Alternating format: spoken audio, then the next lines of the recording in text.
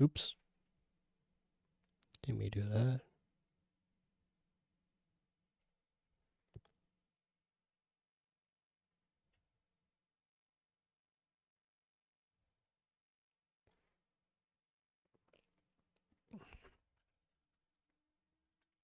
Is that about working?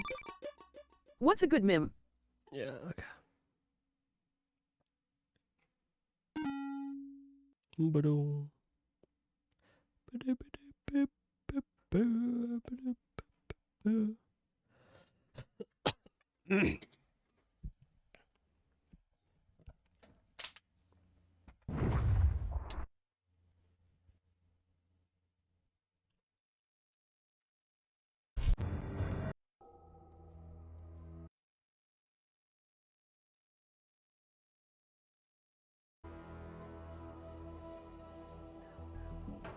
Okay.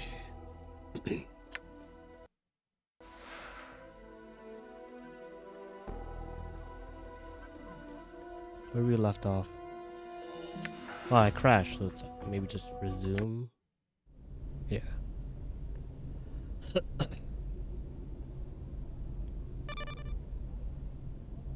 Why are there no other disciples of Alskar? Over the years, I have had many disciples. Unfortunately, they have all disappeared.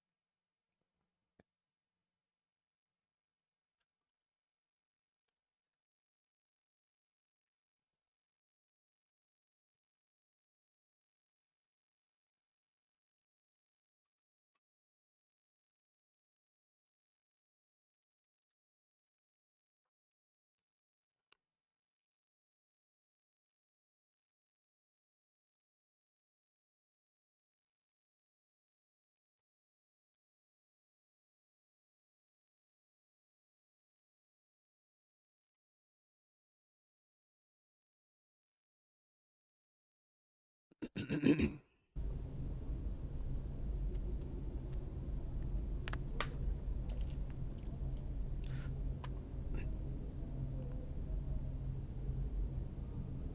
not afraid. I wish to become a.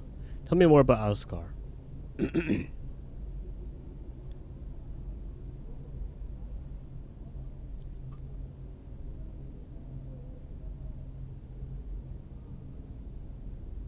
Oh, his voice takes on a tone of adulation. Adulation?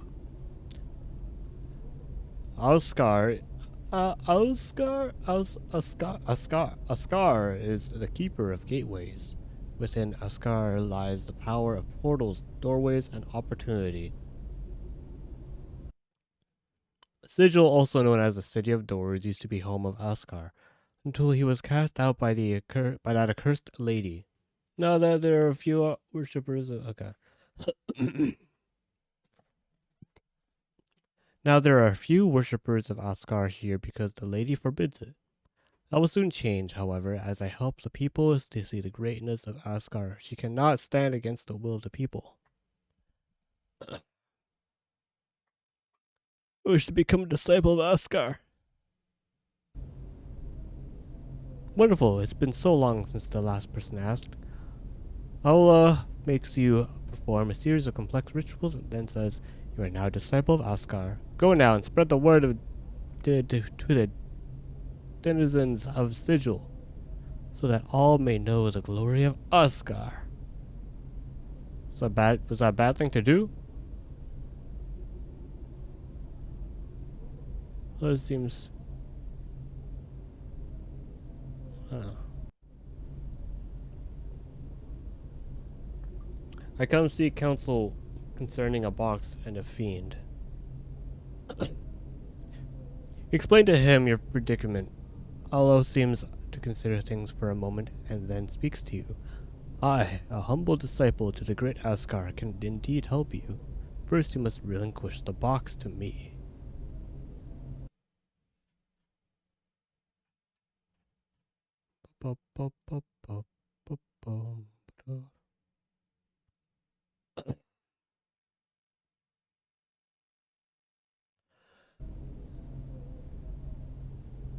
Give him the box.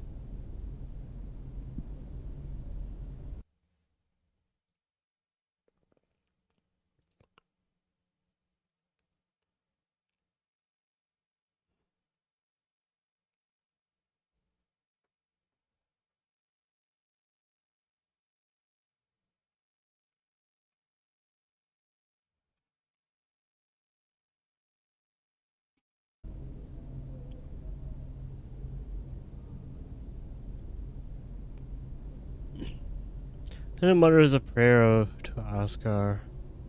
Familiar shimmering of a portal soon fills it in the size of a pyramid. Oh, then casually reaches through the portal and flips open Mordor's box.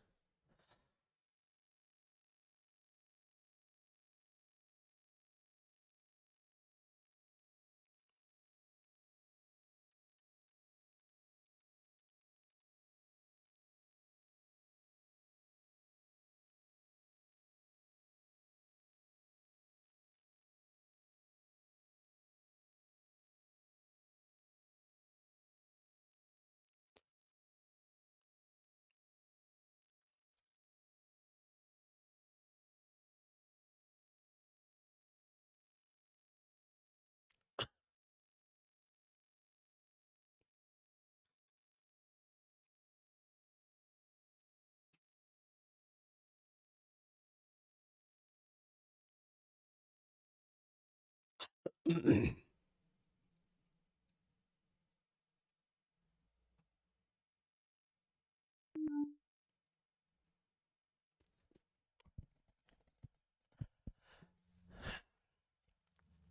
scream in an attempt to stop him, but you are too late. Almost instantly, the box begins to disintegrate as a sickly smoke begins to fill the interior of the pyramid. A feeling of immense dread fills the room, and it is all you can do to keep yourself from bolting from the tent.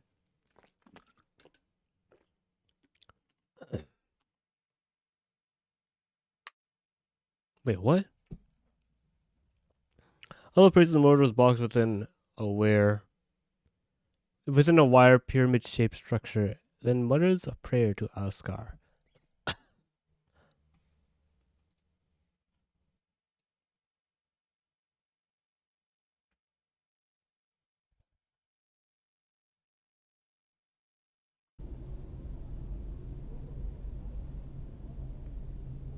The familiar shimmering of a portal soon fills in the sides of the pyramid.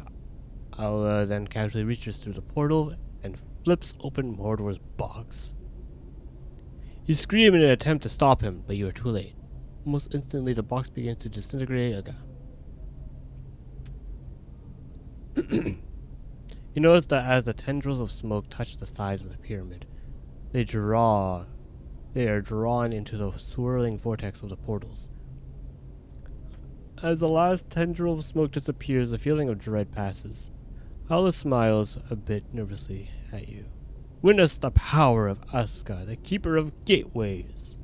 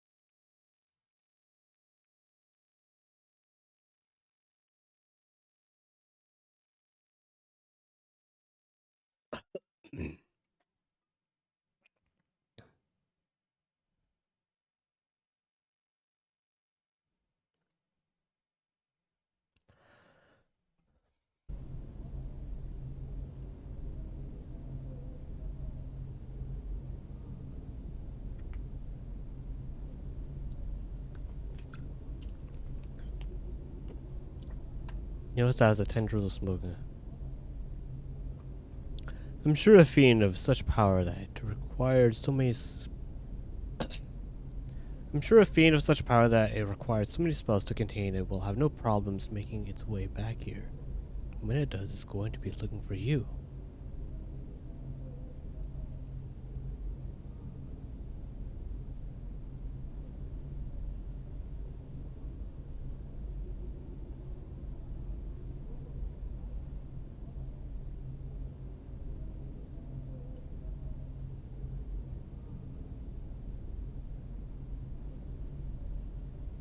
Oh, that's crazy. That's pretty cool. I've taken that into consideration. You see, each side of the pyramid contained a portal to a different plane. In effect, I scattered its essence far and wide across the multiverse. Did you know there are races out there that consider demons a sort of delicacy?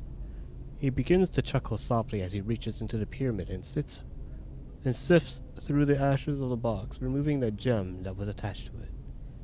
Payment for my service. I will use this to help rebuild my beautiful cathedral. Keep the gem. You have more than earned it. Farewell. Updated my journal. Oh, 1000 XP. Let's go.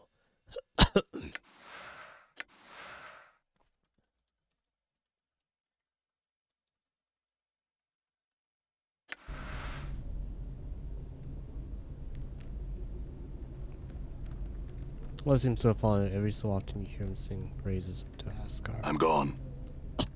I'm gone. Okay, we still need to find tents. Are there other tents?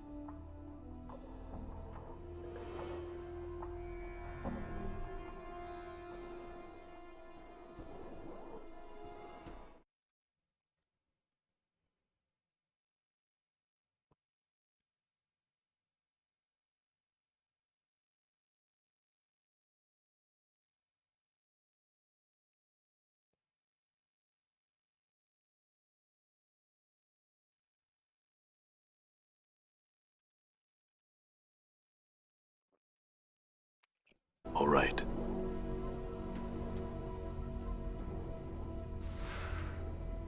Oh, a gold ring. There we go. That's all the rings. All right.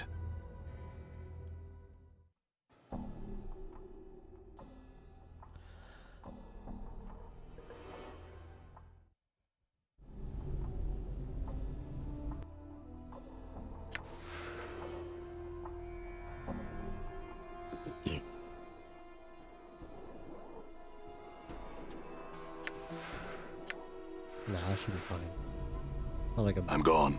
big quest anyways. Rock, here you go. Did you bring? Yes? I got all the rings here. Lost item, lost item, lost item. Got all the rings. You new friend of Rock now. Rock take rings now. Rock thanks new friends. Farewell, Rock. Updated my journal. Whoa. Masters, Rock has ring. And let us begin. Abracada. Oops. What? Bruh. Whoa. We did it. Watch out, it's attacking. What the hell is that? What is that? Lim Lim. It's what appears to be an ordinary Lim Lim. It's hard to believe that this cute little creature slaughtered 5 wizard apprentices with such ease. Leave him alone. What the hell is that?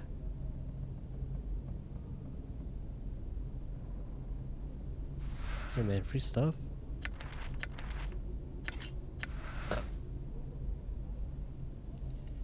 Don't mind if I do.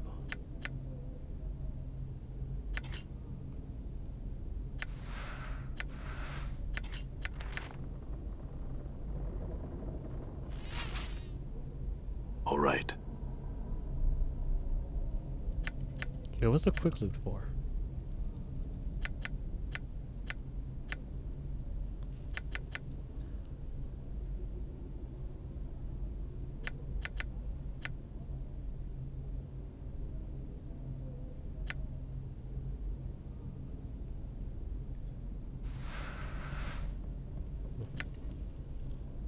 Like, alright.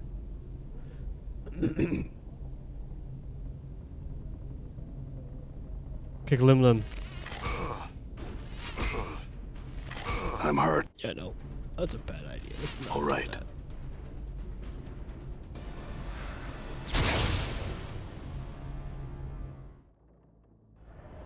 What the heck just happened? All right. What's up? Good as done. Yeah? Huh? Okay. Junk. The girl man with the subscribe. Thanks for subscribing, my dude. The resub? 62 months? Oh my god. That's insane. What just happened? Done. Because my card failed the resub, I missed it? Aye, all good. All right. Heck, can't believe they do that. Wait, so that's it for the... I'll talk to Mar about the box? I need to have words with Mar about the trouble he has caused by tricking me into that cursed box. Wait, who's Mar? I don't remember. Update everything. Well, kinda. Update my journal.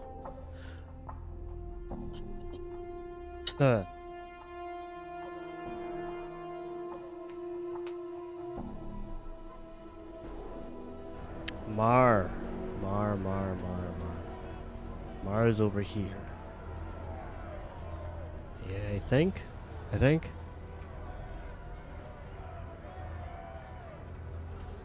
Freaking 5 coins here. I'm not gonna kill the freaking bandit leader yet. I'm gone. Get out of my way.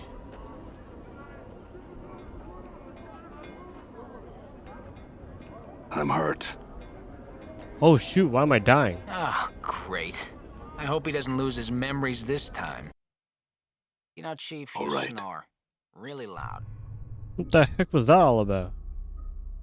Is that my clothes? My costume? Ah, shoot. Oh no, I do. Dustman robes.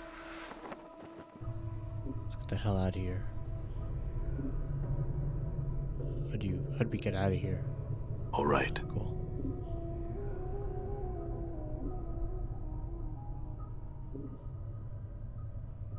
What the heck was that all about? I'm like actually curious, what was that about? Done.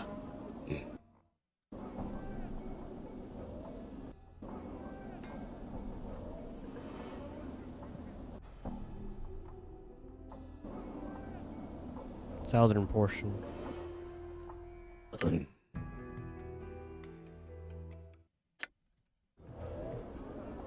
Done.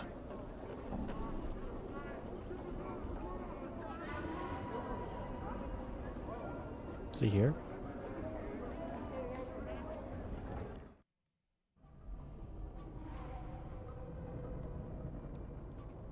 A word Marby. All right.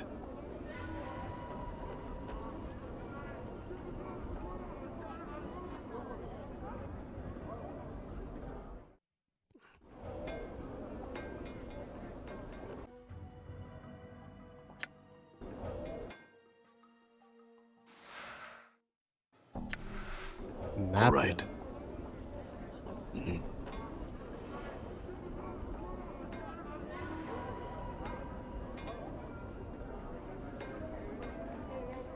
Goddamn bandits. Out of my way.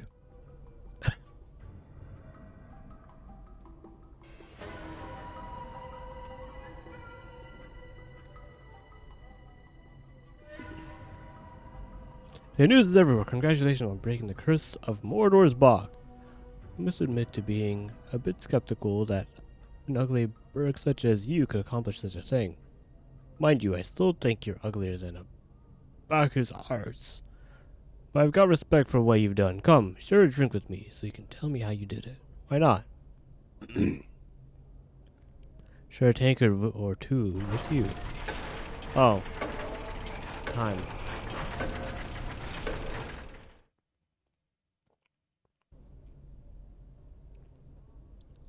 After a few tankards, a few songs, a few jokes, you've come to like Breskin immensely. In fact, at the moment you seem to like everyone, soon Breskin falls to the floor in drunken stupor.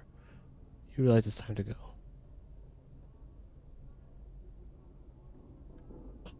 Looks like he's All right. dead, dude.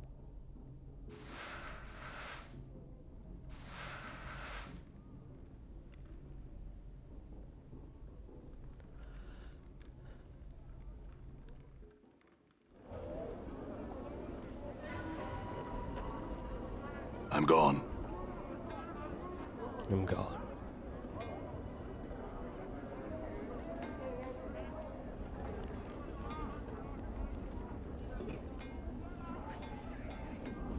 What else we have? Still wasn't dead. They're updating my card. Nice. Hell yeah. There you go. And I have words with Mar about the trouble he has caused. Well, where the heck do I find Mar?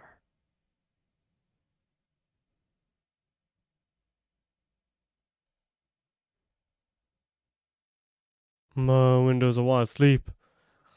Frickin' hell yeah. Okay, bye. Alright, see you, my dude. Thanks for the resub again. Heckin' windows. Strange woman by the steps of tie.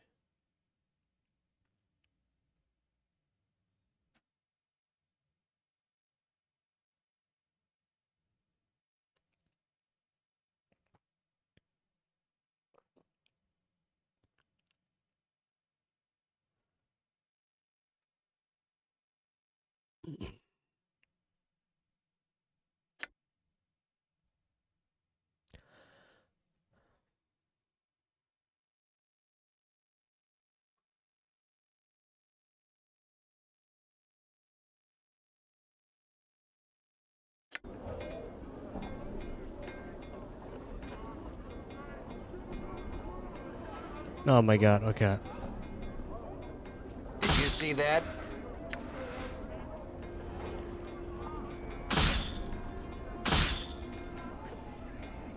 What's up?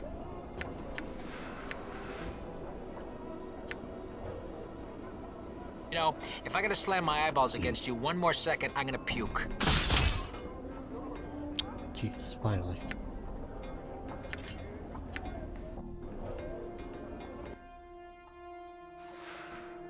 Wait, is this? Usable only by mages.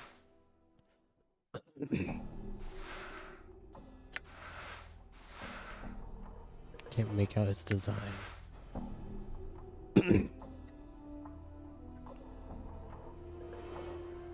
I feel like the same Minecraft. I thought I changed it. What the heck? Whoa, why didn't it change? SMH. I changed the name but not the Alright. game. Where the hell is Mar? Smaller and corpse bar, Quatra. Oh. A bar? Done. Let's check it out. Rip. Ow, ow. Stop. Get away from me.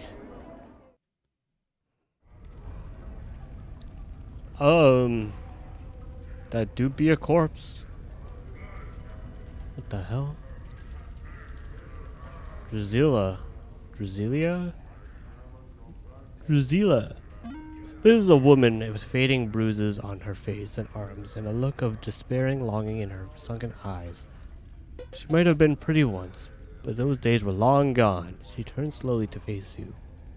Life pours into her features, and the spark of sardonic light that dances in her eyes now makes you wonder if your eyes were deceiving you. Welcome to the Smoldering Corpse, guard man. Who are you? Hi, I am Drusilla. And you must be clueless. Don't ask me how I know that. It shines off you. Clueless? I think not. She smirks at you and her rouges seem to almost fade. What did you say, dearie? Answer some questions. Tell me about this place. This is a smoldering corpse. Though the person smoldering ain't dead yet, he just keeps keeping himself alive till someone comes along to help him out. Sods who like to see people in pain come here. Fiends like it. Folks who don't care much for being bothered come here too. The name alone keeps out most of the Burks. Who is he anyway? Updated my journal. Oh, update my journal, dude. That despair you saw on her face. That despair you saw on her face before flits across it again like a black winged shadow before she masters herself. That's Ignis, one of the greatest wizards ever to come out of the slummy excuse of a cesspool. They caught him and they opened a channel to the plane of fire through him, and now he's just a doorway for it, keeping himself alive by force of will alone. If someone could douse him for a few moments, it'd give him his life back again, but they don't make enough water to do that. Huh. Someone should be able to find something. Oh, well. What's your connection with him? Her voice practically throbs with a deep ache. I was Ignis's lover, and he, my beloved.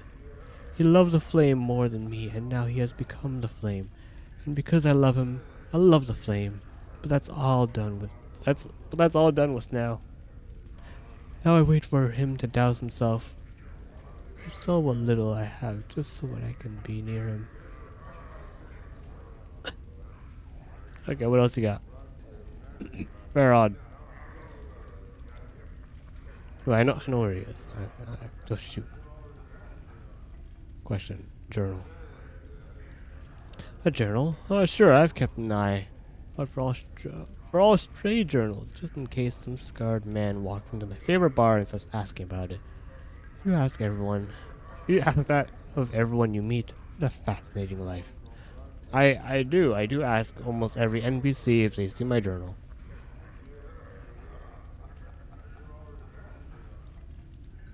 You have a smart mouth on you, don't you? Aye, a smart mouth for a smart head. I ain't the alcove you might think, Sod. I got a brain on me.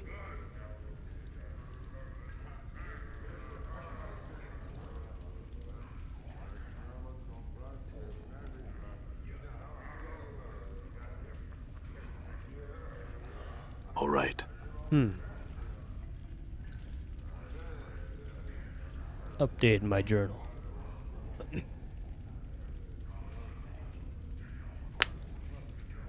I talk to him.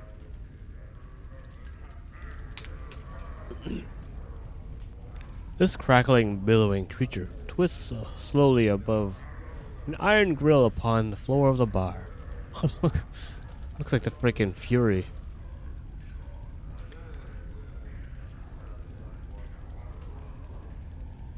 Or the fear, actually. I don't know. It may have once been human, but now its skin is charred beyond recognition. Streams of fire form a wreath around the creature's body, and the flames lick at the few remaining pockets of flesh, causing them to bubble and run like wax down the creature's skeletal frame. Greetings. The thing makes no response. It rises slowly within the flames. It lives, but it does not seem aware of anything other than the fire that surrounds it. Its skin is flame, its heart is flame, and you know, within some shadowed corner of your memory, that this thing is dangerous. Examine the creature. The heat surrounding this creature is incredible. To your surprise, the iron grill the creature floats above has sagged and bent from the heat. At first you thought the heat came from the grill, but now you realize it emanates from the creature. As you watch, flecks of ash drift from the writhing corpse and float slowly to the ceiling. Who else here? Who's this?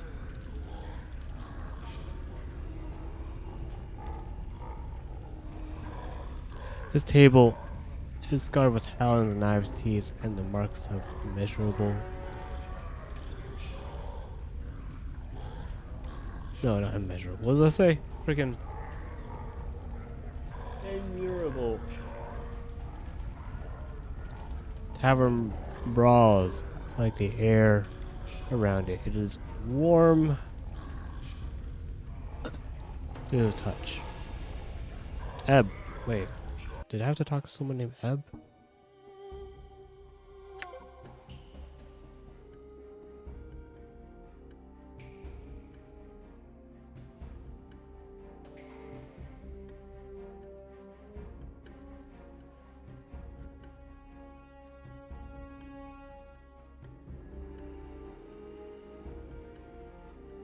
I met a strange man in the hive with shifting lines on his face. He seems to be a soldier from some religious order, but his vows won't let him raise his hand in violence against another.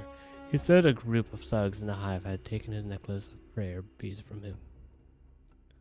He said he had last seen the thugs by a bar that burns inside, and that they were dressed in red and black. I told him to go fish. Okay.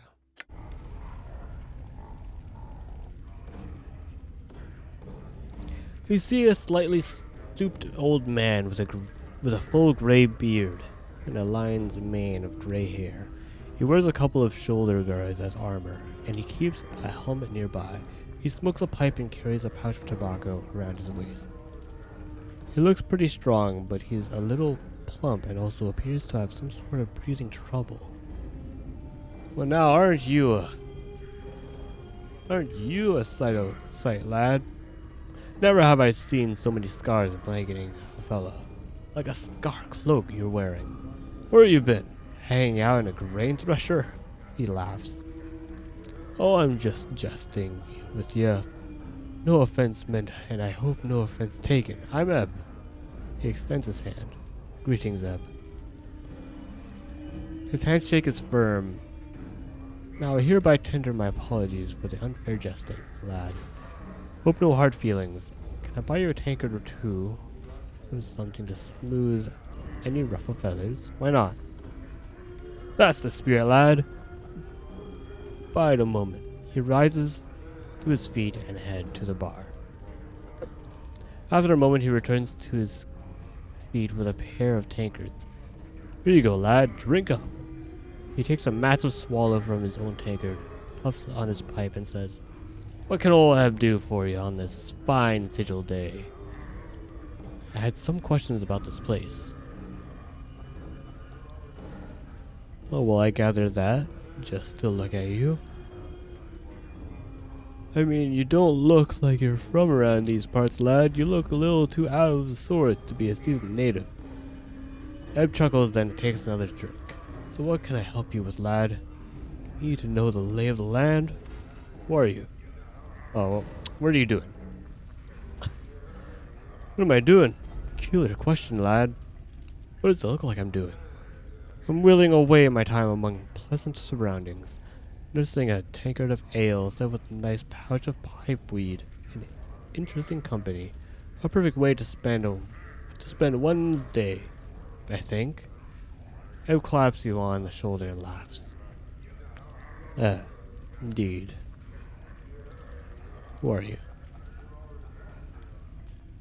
Ebb Creekness, third measure of the Harmonium, now retired and being touted with one's voice since I don't step as lightly as I might these past 2 or 3 decades. Now, lad, who be you and what trouble you be in? The third measure of the Harmonium.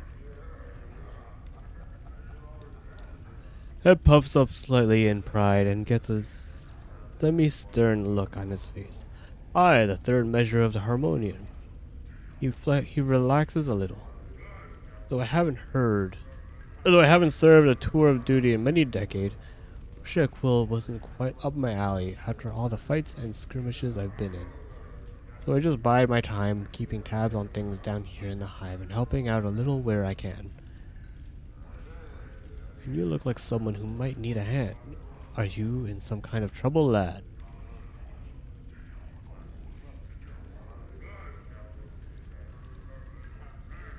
A few troubles. I woke up in the mortuary and seem to have forgotten who I am. Uh-huh. Ebb blinks and frowns.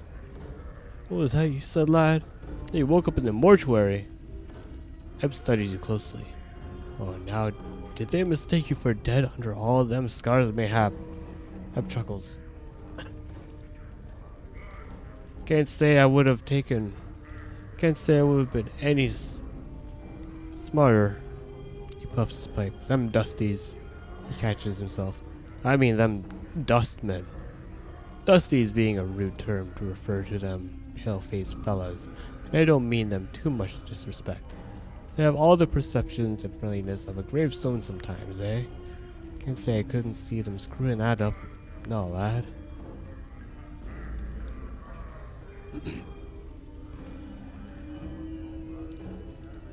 Tell me of Sigil and its environs. Tell me about the lady. Well now, not many know much about her, lad. I'm figuring even those that know more than a little don't know too much more. She's a mystery, she is. And even should you run across her, powers forbid, she's a silent and deadly.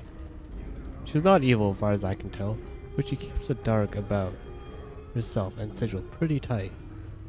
None's been able to penetrate it, and if they have, they've been mazed. Go on.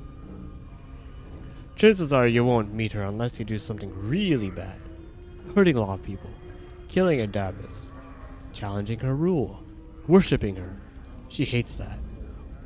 We figure or interfering with a Dabbus work, which may as well be a lady's work. If you're lucky, just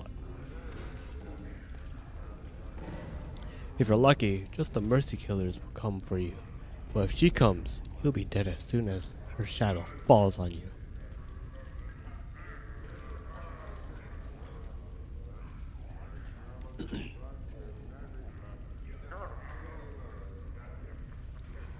What did you mean when you said mazed? Aye, sometimes blood will be packed off to a place where they can't do harm. Where they can't do no harm. The lady, see, she'll take a bit of sigil and make a little dimensional pocket out of it. A maze, she places those who have crossed her in there and lets them rot. Ed puffs his pipe. Now, you can't escape getting mazed once the lady sets her gaze on you. She'll get you eventually, no matter how hard you try and dodge her. You'll be walking down an alley, or about to step through a portal, or take a left turn down a street you've gone many fold times before, and suddenly you're someplace you don't recognize. Now mazes aren't escape-proof. There's always a way out of each one. A portal the lady places there. You must have to figure out where it is and how to use it.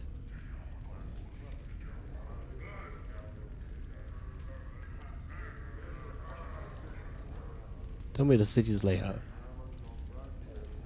Ooh, let me wet my tongue. He takes a pull from his tankard. The city floats above an infinity-tall spire. The spire, it lies on its side like a discarded wagon wheel, but there's no spokes that connect it to the spire. It's divided into 6 wards, each of them with its own function. Right now you're in the hive. I think the purpose of the hive is to squalor to the rest of the city's grandeur. He laughs. Factions, philosophical clubs, or gangs if you prefer, divide up the running of the city between them. Were you in a faction? Ed raises his hand. Yeah, harmonium. Yeah.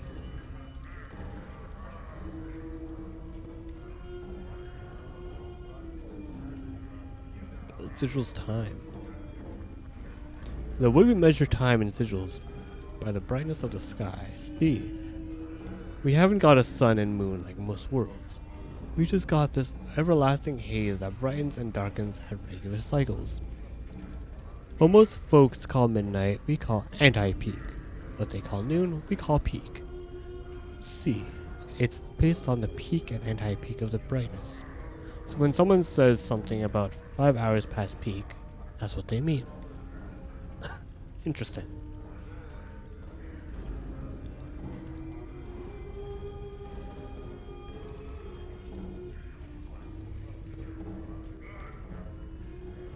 Missing a journal.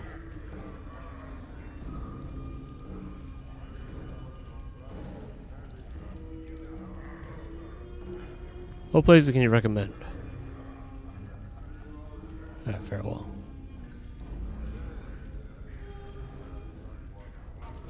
Barkus.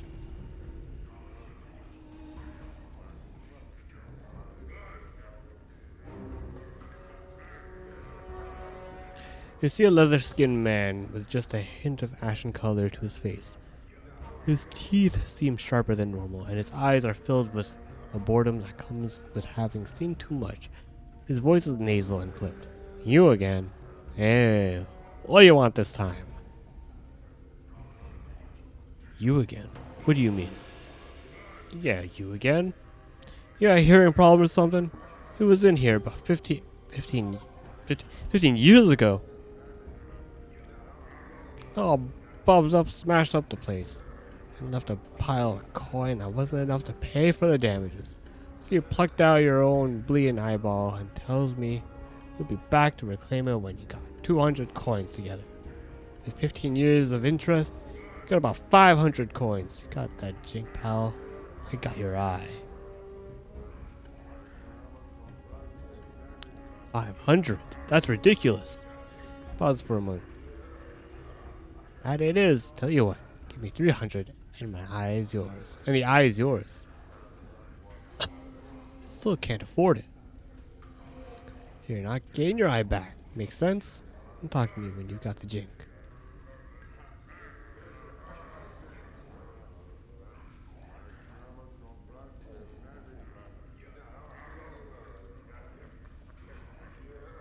You can tell me about the patrons here.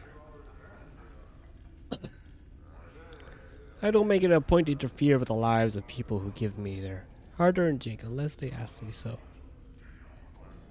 Over there is Kandrian, Planewalker. He's a good one to talk to about any planewalking questions you might have. He's pretty much everywhere.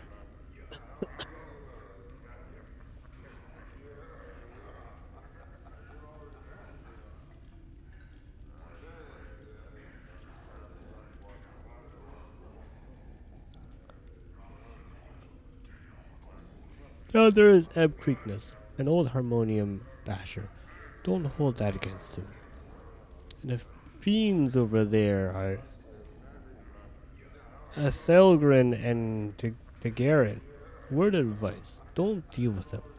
They might be low rankers in the fiend hierarchy, but they're still fiends.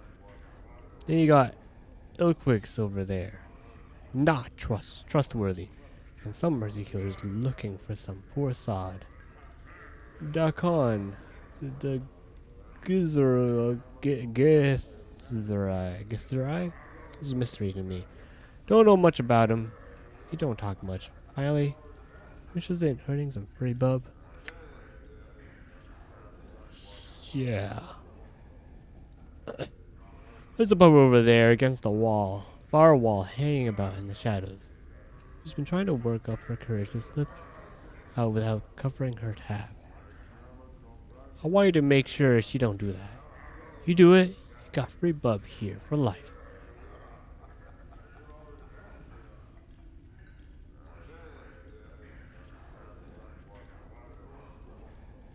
I'll do it, I'll let you know when I'm done.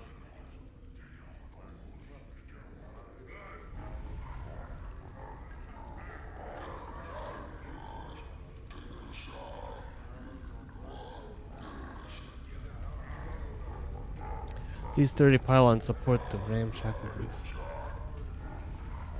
Mochai.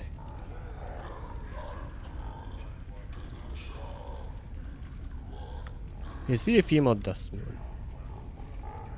As you near her, she calls out to you. You over there. Approach her. Hey, Cutter. Buy a lady a drink.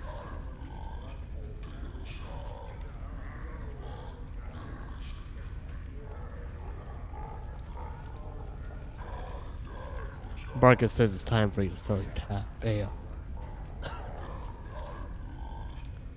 She jumps a little, and her nervous tension becomes full-fledged anxiety. Oh, what are you going to do now? I see you will pay up now. I can't afford it. You small me just 10%. I'll give it to him. He knows I'll pay the rest. How much do you need? I think I need about 100 coins to get started on that debt.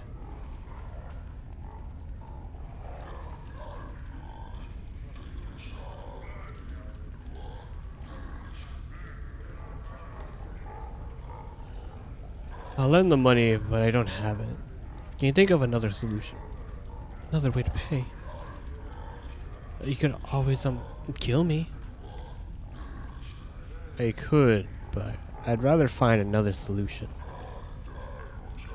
She looks at you for a moment longer, swaying her where she stands, then says, alright. What's something else? Answers. Who are you? Interesting. I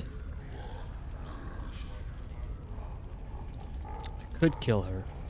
I'm not going to.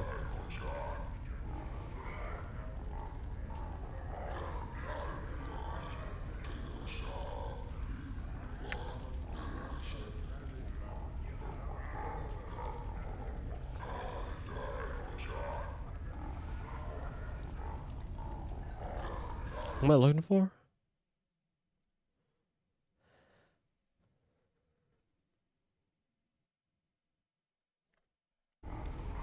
Religious order.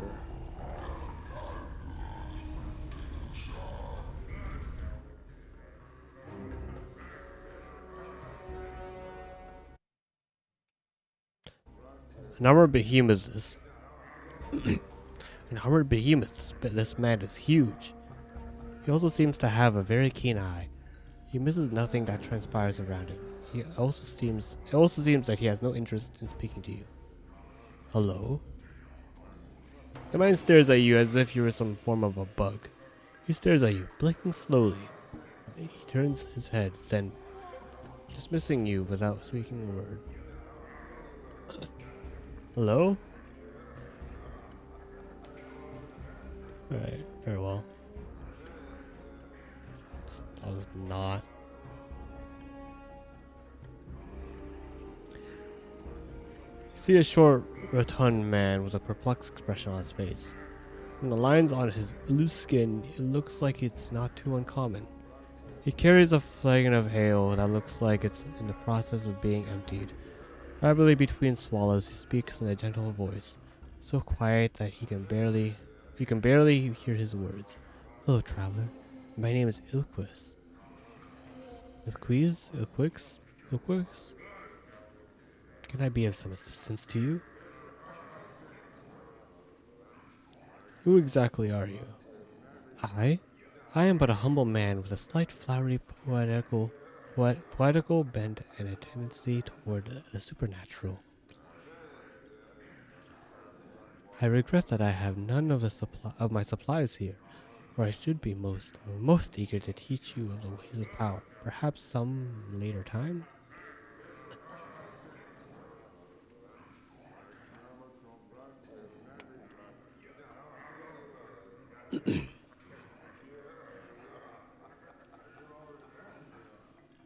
I'll be back, I need water.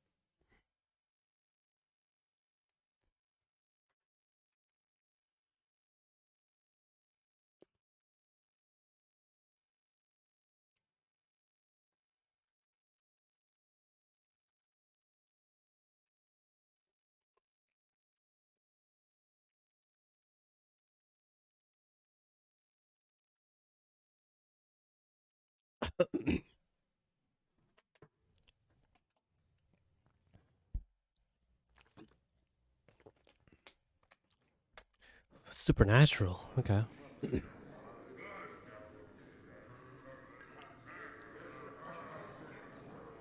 I'm trying to find a way to make Smokai pay for her drinks. Any suggestions? He laughs his jowl, shaking loosely, almost seeming to fall from his face. You always poison her friend? A dose of that always was always effective in bringing resolution to nearly any conflict. He laughs again. Of course I'm joking. He winks. Of course you are.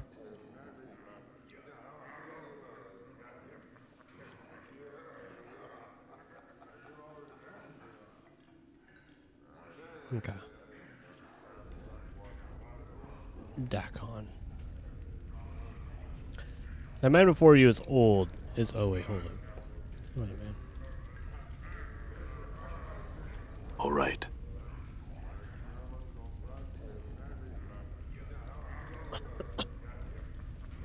The man before you is old. His dry yellow skin has the scars of one who has traveled everywhere and never rested long in any one place. He pinched his face. Wait, what? His pinched face is inhumanly angular, and his ears sweep out of his skull, from his skull, tapering to points. He wears a loose-fitting orange tunic, and a strange, shimmering blade is strapped across his back. The blade looks to be a two-pronged glaive made of some metal whose surface swirls like a firm of oil on a pond. Greetings. The man turns to you, his eyes like polished coal. He stares through you, and for a moment you wonder if he might be blind. The weapon suddenly turns a dead flat black, mirroring the man's eyes. Are you alright? Hail, traveler. Whoa. He says nothing for a moment, merely searches your face with his eyes. Hail, traveler. His voice is quiet and somber, like a wind whispering through the branches of a great tree. Hail. Your eyes have the weight of one who has traveled far to be in this place.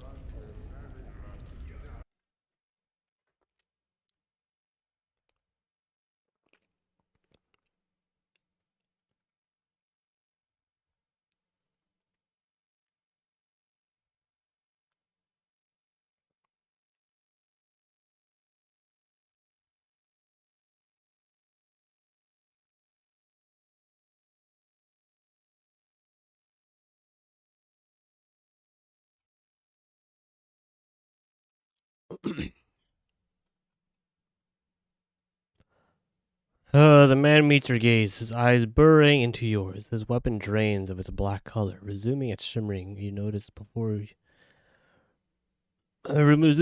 its shimmering, you noticed before you spoke to him. Your eyes have the weight of a Lariaka. You could say that. The man's gaze does not waver from yours. I am known as Dakon. The emphasis he places on the word known strikes you as odd. yet familiar at the same time. You are not known to me. I do not know myself. This is for the best. In knowing yourself, there would be little in the plains left worth knowing. He falls silent for a moment, still studying you with his coal black eyes. I would know why you have come to this city. I'm looking for answers. I have many questions. Your features are unfamiliar to me. What are you?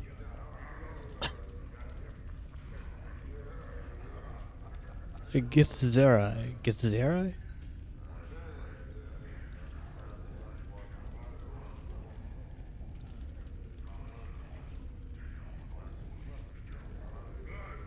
A Githzera. Githzera is one of the people. One of the people. Yes, but what are Githzerai exactly? Githzerai. The Khan is silent for a moment and speaks. Our history does not need to be known to you. We would bleed to death on time's blade before I recite a fraction of the histories of our people. I don't need to know your histories, but I would know of your people as they are now. The Khan is silent for a moment. No. This and accept it as an answer. We are the people who make our home upon the shifting plane of limbo. With a deft motion, the Khan slips the blade from his back and holds it before him. Wait to see what happens. There we mold the matter of limbo with our minds. We forge cities with our thoughts. As you watch, a series of rippling waves of metal begin to roll forth from the center of the blade. The pitch and crest of the waves match the inflections in the Khan's voice. In its echo, in its chaos, we dwell with only our knowing to preserve us. We are Githzera.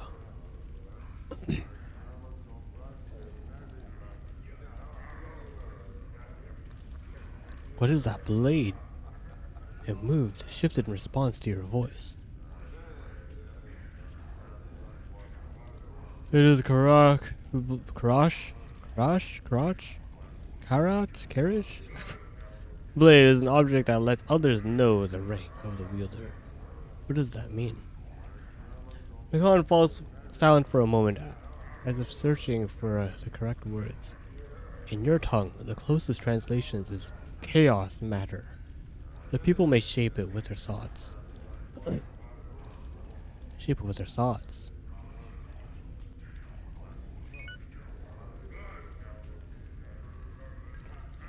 Health matters, check posture. How are you doing, Bez? And hydrate. And wear glasses. Well, that one's... Your gamer tip.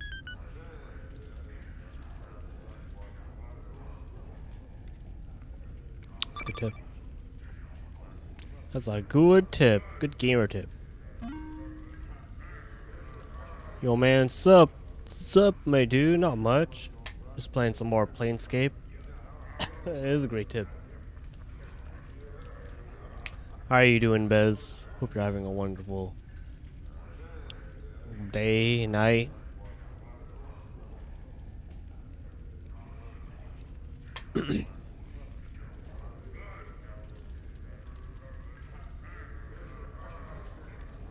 Still playing some Planescape. We just finished playing some Minecraft. Now we're back to good old Planescape. Doing good. It's finally the weekend break for me. Hell yeah. It is Saturday. Now. Because it's 2 in the morning.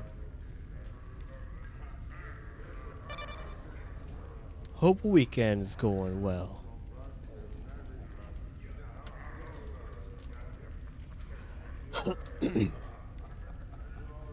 But so far,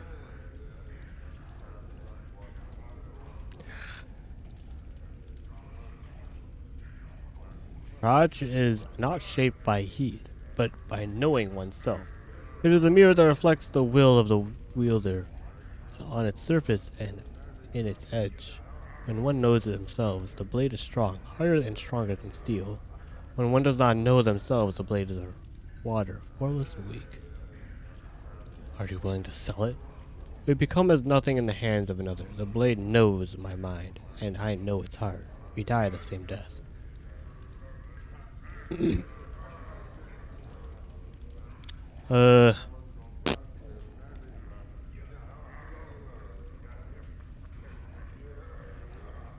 Not really anything. Oh. As you turn to leave, the man speaks sharply. The first time you have heard his tone change since the conversation began. Hold! The man's voice levels out. This city is not known to you. I would travel up your path with you. Wait, what? Party member?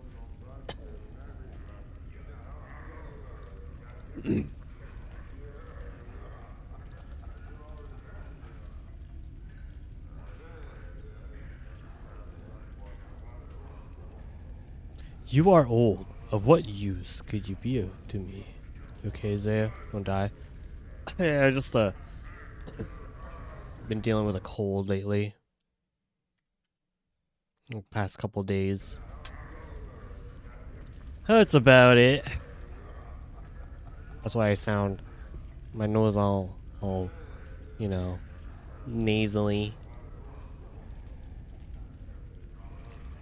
Seems like everyone's being sick this time of year.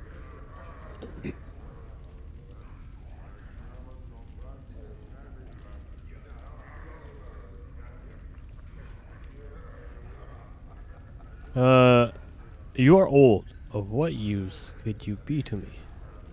Nikon gaze changes. It looks as if he is looking past you, just as he did when you first spoke to him. I am old, yet I have traveled far. The arts of war are known to me. The tides of this city are known to me. Sure, why not? Nevertheless, where you stab in the dark, my blade strikes true. Doors locked to your hand are corridors to mine. In knowing these things through me, you will become strong. I would walk your path with you. Sure, why not? Your path is mine. Strangely enough, his voice seems distant, and it echoes, as if he was speaking from across a great distance. Very well, let's go. Whoa! Got a new freaking companion? It's crazy. Dakan joins the party.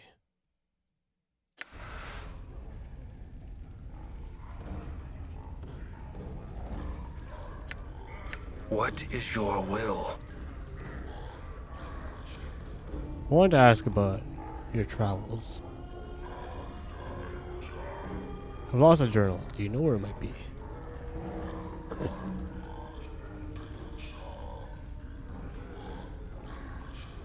This guy doesn't know.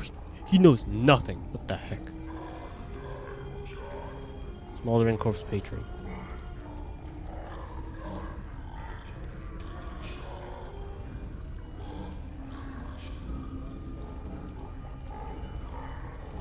No. Is that it?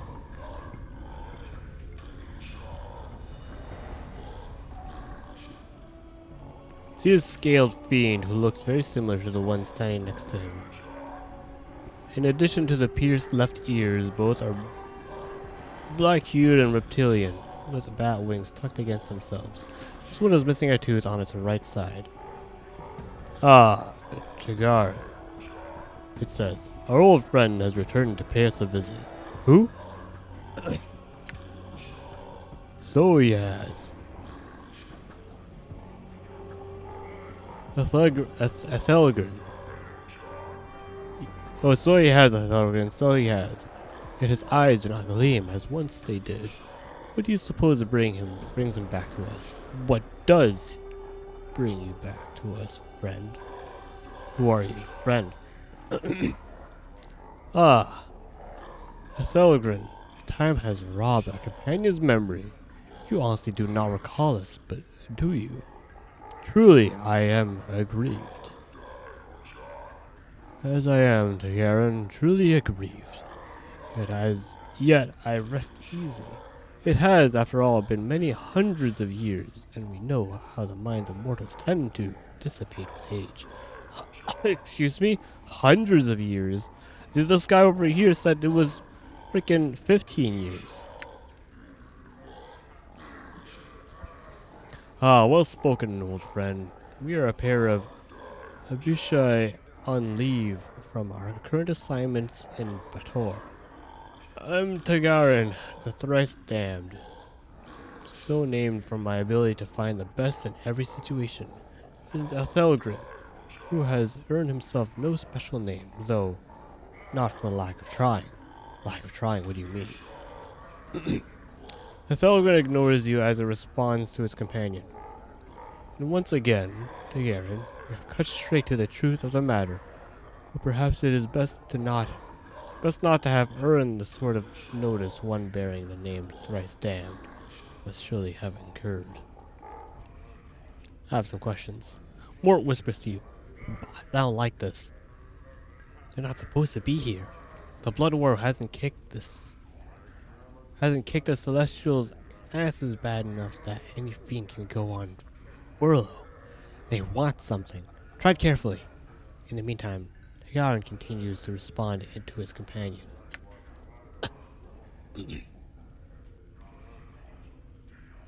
Interesting.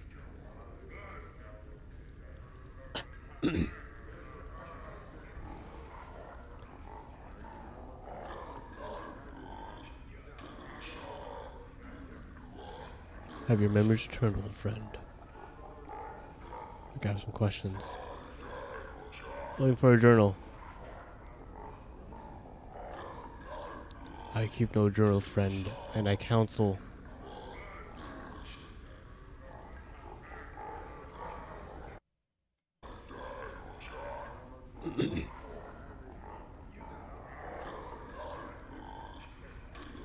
I counsel that you should not either.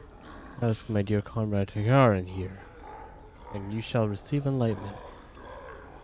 Why should I not keep a journal? Because, friend, it is easy to make the mistake of committing a true word of posterity, and easier to still for someone you once trusted.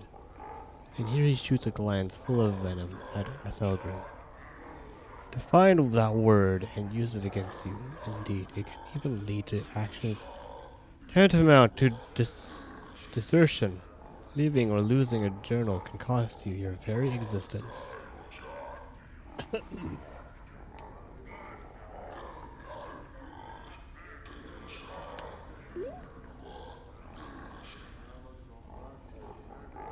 Thank you.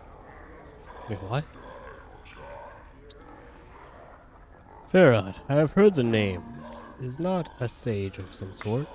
A necromancer? Or is he a driver of rubbish? I have heard of him, friend, but do not have the pleasure of his company. Perhaps one of the other patrons here can help you.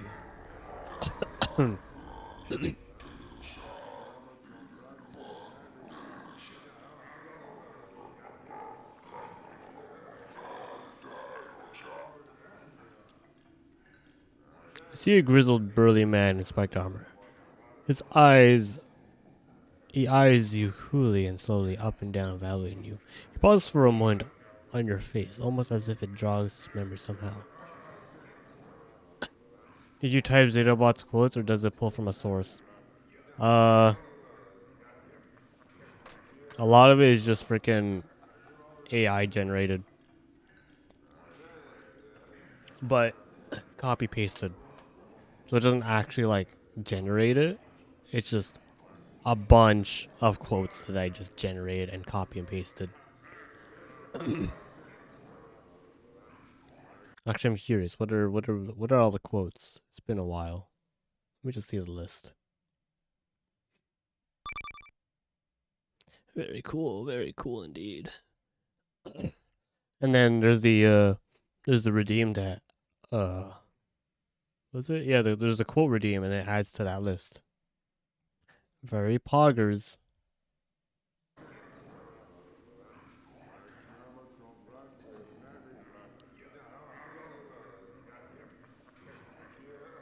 I don't think I've heard a repeat phrase. That's why I'm asking. Yeah, I generate a lot and copy and paste it a lot, and I also did it so it's different. How would I say feelings or something? Like, some are like mean insults, or some are just like sad. Some are just happy. Sometimes Zeta Ball will have a different face.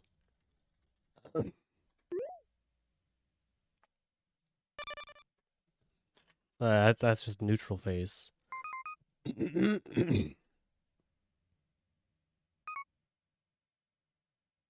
Yeah.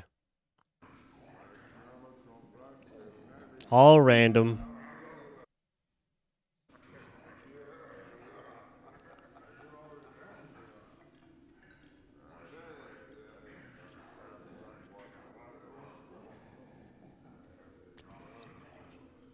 Try the 8 ball. I recommend.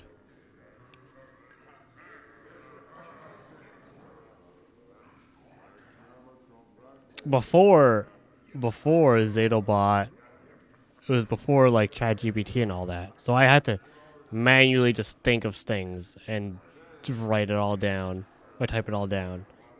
Thank God for AI. I can just be like, give me a bunch of funny, sad, angry. Damn.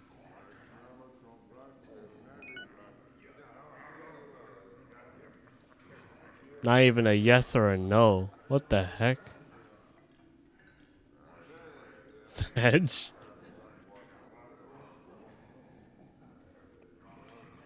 Can I help you with something, friend? Did you recognize me? Everyone knows me in this freaking bar. Even though I haven't been here for, I guess, 100 years, 15 years, maybe a couple of years. This dude, the guy you're playing as, probably died so many times because you're immortal and you forget everything. I thought I did, but those pictures are centuries out of date and suspected to be dead by now. Of course, there are the planes and stranger things happen. Still, if you're the feller I'm thinking of, it looks like you've served your sentence by means of pain. Can you tell me about this person you're talking about?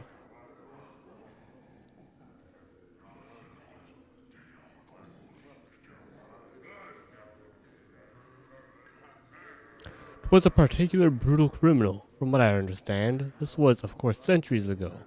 Immense strength, they said, and enough anger to tear the head from a barrier.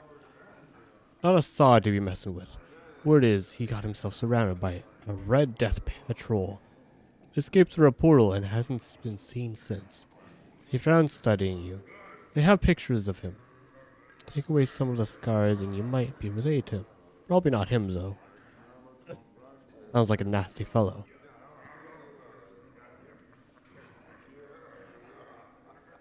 Who are you? Me? I'm Tartar. What's with the outfit? It's a uniform of some kind. We're the Red Death. Mercy killers. We're justice folks. Someone commits a crime, we bring him to justice. We right wrongs, too. You want want to know more? Go talk to one of the recruiters. Okay.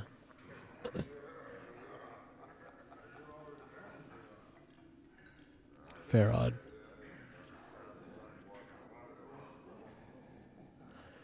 You're looking for him.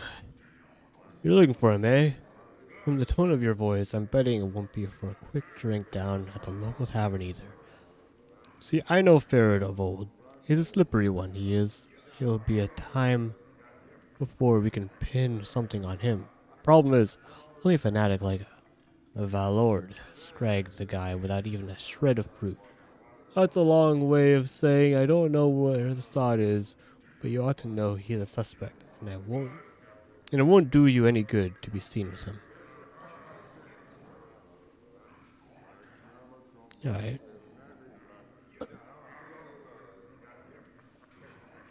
Oh, this guy. See a lad who barely looks a day over 18. His face seems to betray some tension. Help you cut her. Who are you? I'm Caleb. I'm a mercy killer. I'm here with Turner and Sidian to catch my first criminal. Okay.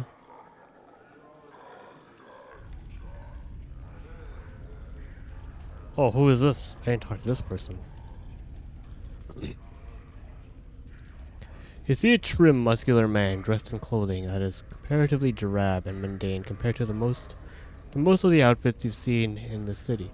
He carries himself with an air of supercilious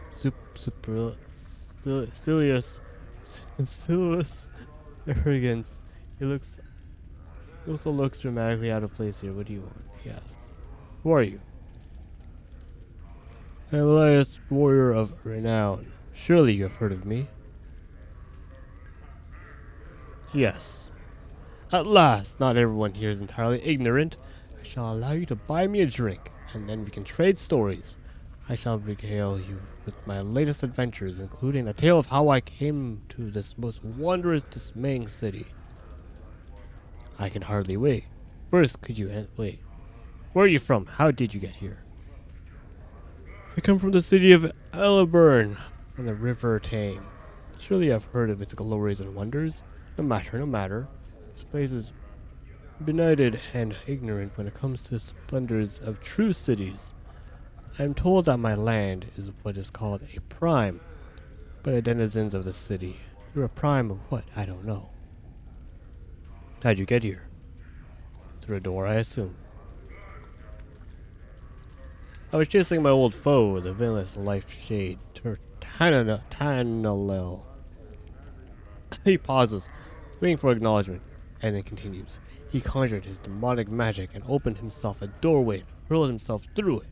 Before he could flee me entirely, I threw myself after him and found myself here. That sounds like quite an adventure. I get it, you're one of the clueless.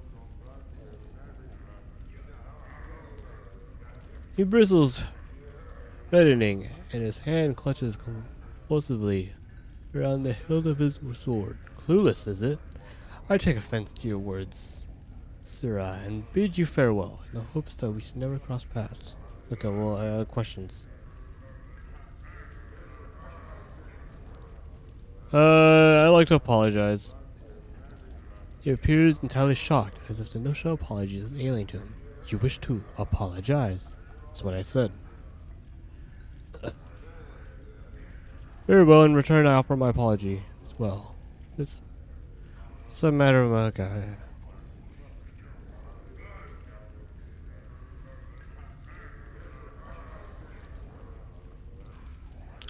You know nothing.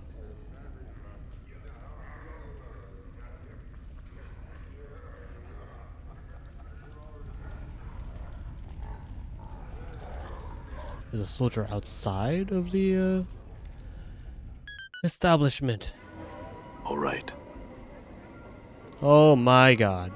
Wait, what do you have? Endure. In enduring, grow strong. Reign of Anger. Zerathumans.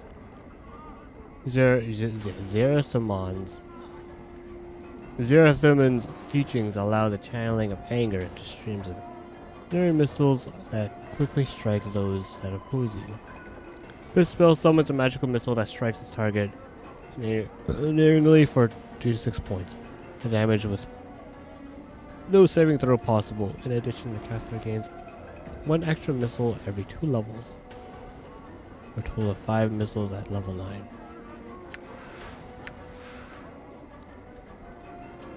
When the will is submerged, a new strength is gained. The strength to endure and protect against. When cast, a magical orb of protective energy arises and protects the recipient from attacks from all directions. Power of 1. Spell increases target strength score by serum.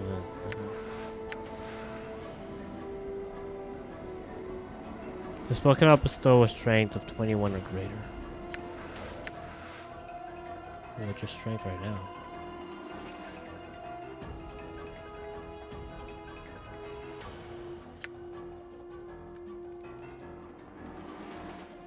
Not that strong. Huh?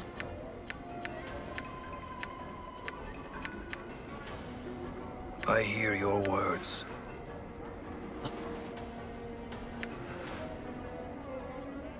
What?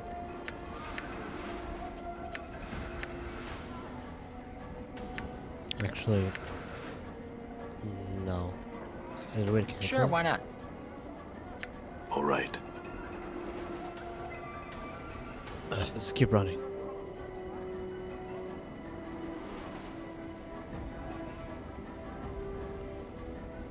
These freaking thugs are annoying.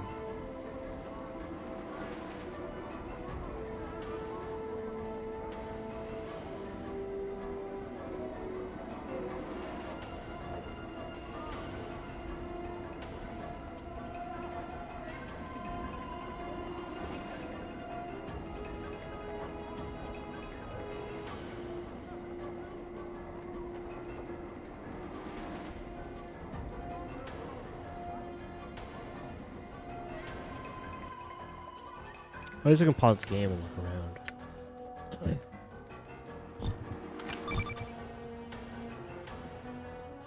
You're in a tough spot. You can do it.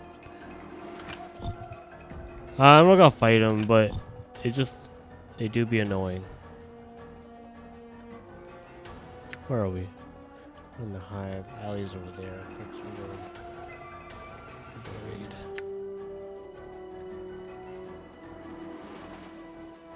Let's go to the northeast section of the map.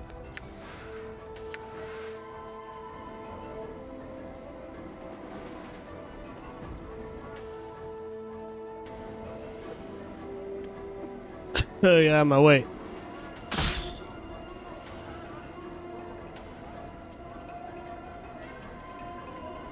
Let's go. Why so many thugs, dude? I'm gone. Alright. It's so dark. Let's rest. At least these people will let us rest. Hey, I brought friends I'm along. gone. We're resting here.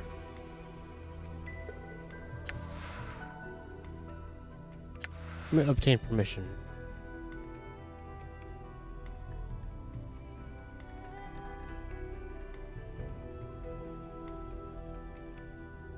What?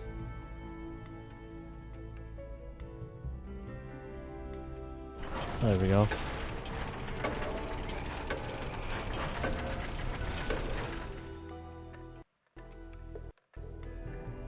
Rested for 8 hours. Let's see in your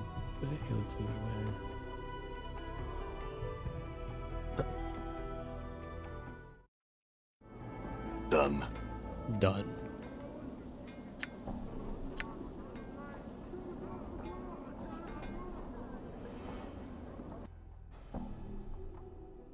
Gathering dustman. Image. Open tomb. Let's check out over here.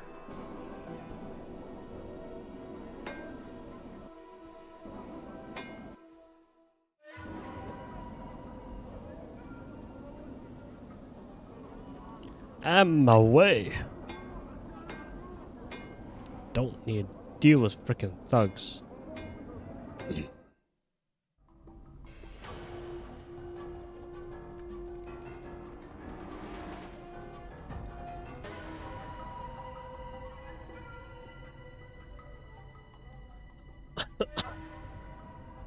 All right. Oh, wait a minute. We have a mage now.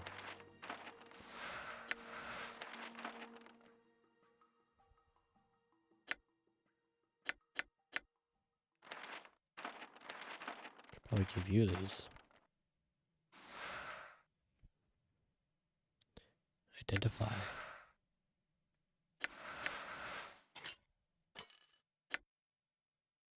Scroll I've identified. This spell reveals the mysteries of an enchanted object.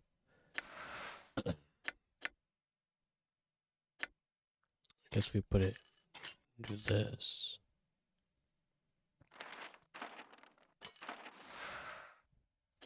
Copy spell.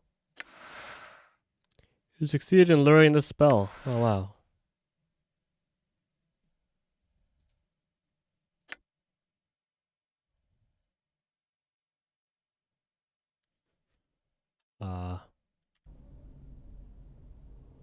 I will hear you.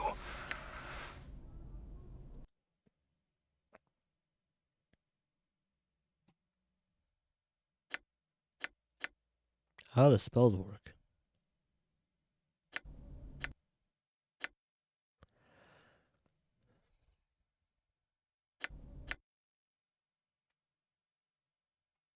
This represents the disposition toward good or evil, law or chaos.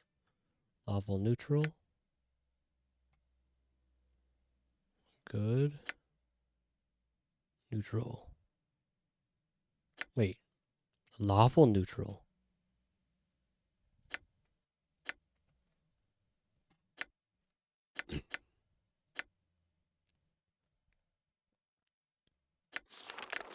Oh, I see.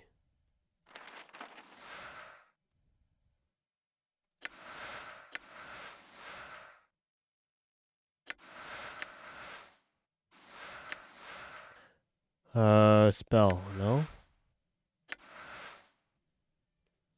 How do I have him use the spell?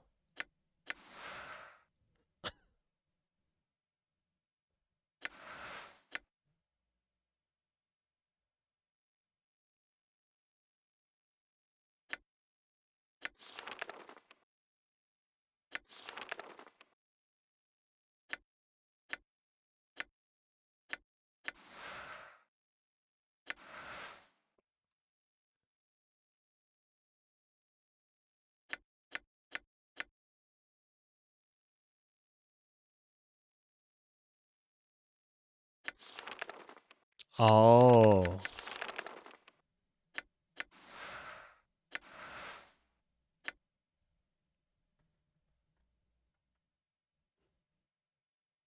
The icons in the right panel are the spells the caster is capable of memorizing.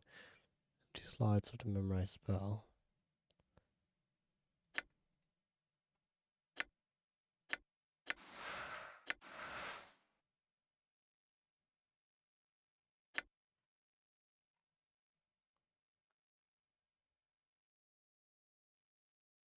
The icons in the right hand panel are the spells the caster is capable of memorizing.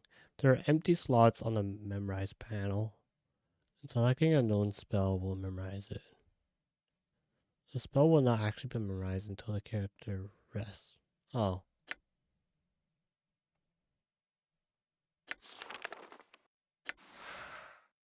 Should we want to remove it? No.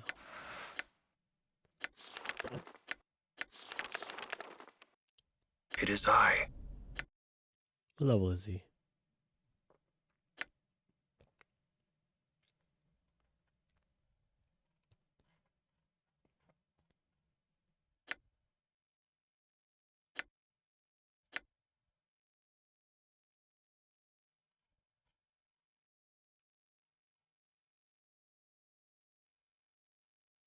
Fighter mage.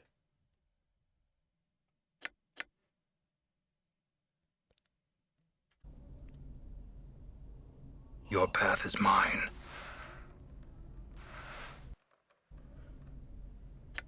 I'm gone.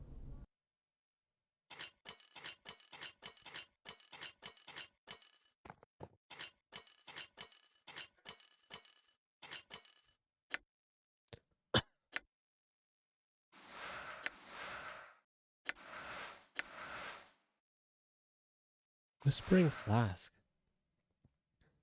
+2 special.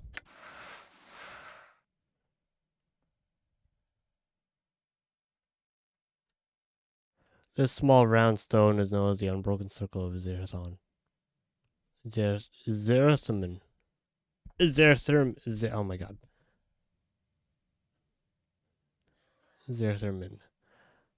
Zerathamon. The broken cycle Dehanus. It said that some Zers spend years poring over the use attack at me. Memorize words.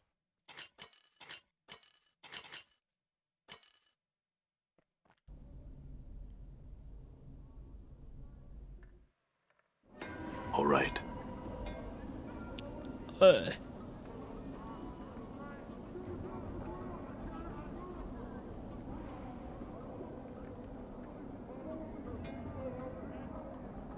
Hey, what is this? All right.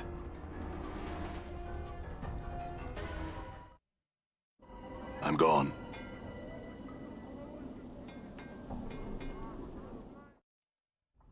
Done.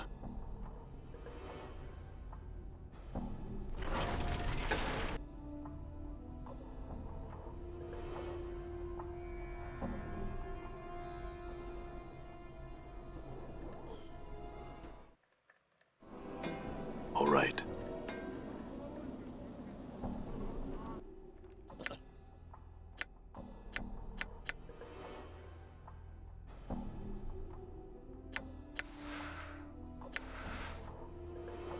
Wait, what? Oh, here we go. Mages can learn spell by having and buying files. Pistol is. When you gain spell slots. When available, press level up on the character statistics screen.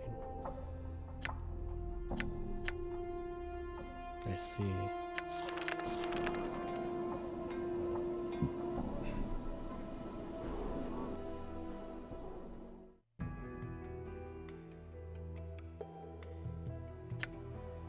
I've been to Mausoleum.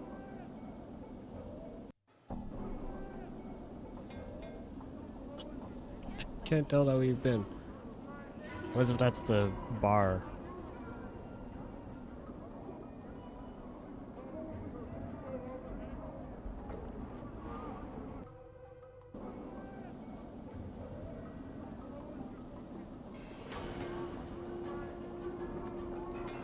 Alright, what the heck?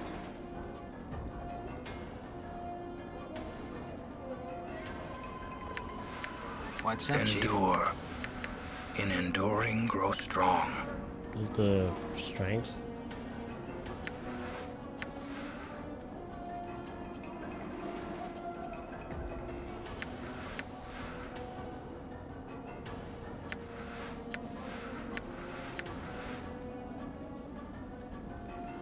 What's the word, Chief?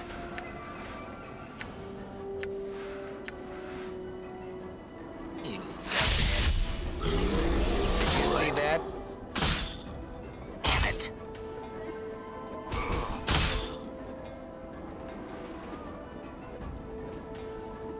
Damn, I'm hurt.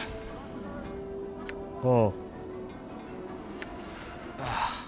Oh, shoot. Another trip to the mortuary. Feels like I've been through a shredder. All right.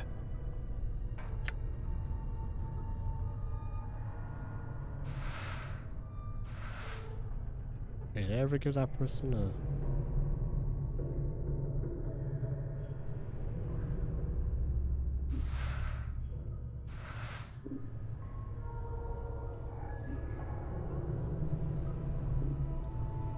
I still need a robe?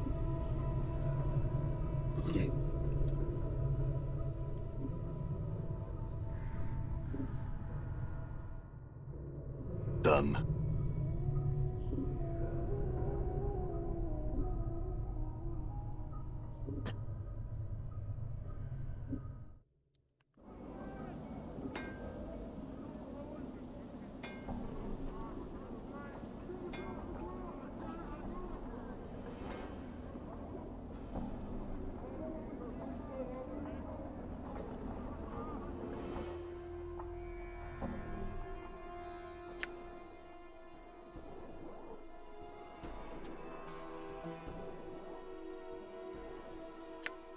Well, let's go to Rager's. Whatever it's called.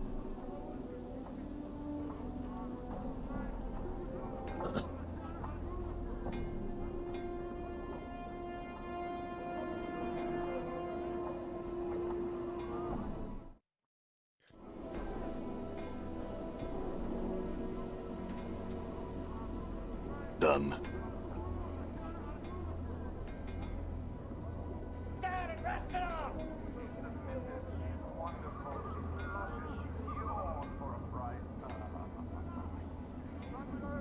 Come on, Cutter, come on in here. You want to sleep outside? It's cold out here. Come on inside. We got a warm bed. You want a peek? It's gonna cost you, Cutter. Right, Pickers. Done.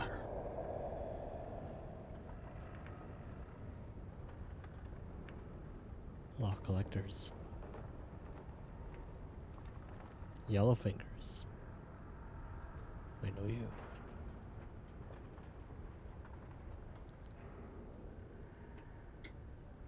This Weasley-looking fellow is skulking about the garbage. Like a tattered shadow seeing you and more, he beckons to you. Hey, skull. Where'd you get the skull, eh? Whose skull it is? Give it back to me. Morp turns to the hiver. Pike off.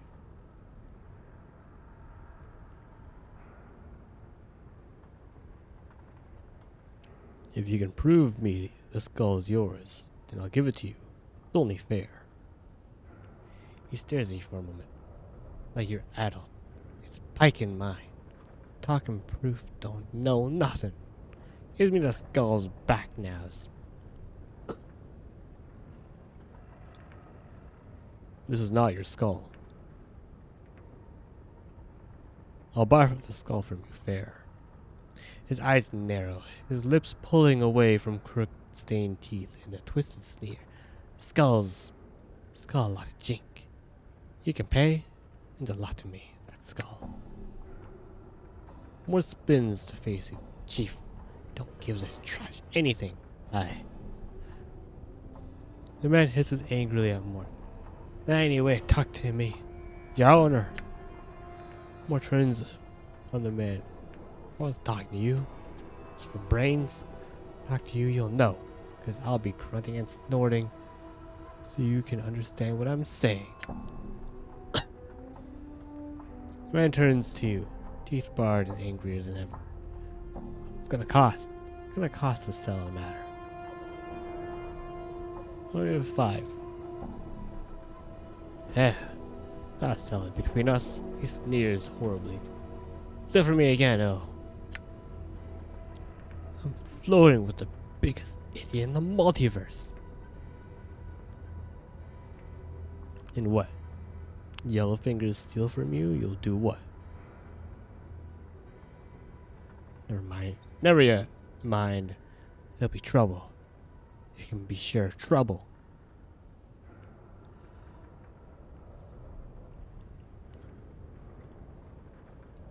Don't make the mistake of presuming I paid you out of fear or weakness. I got some questions.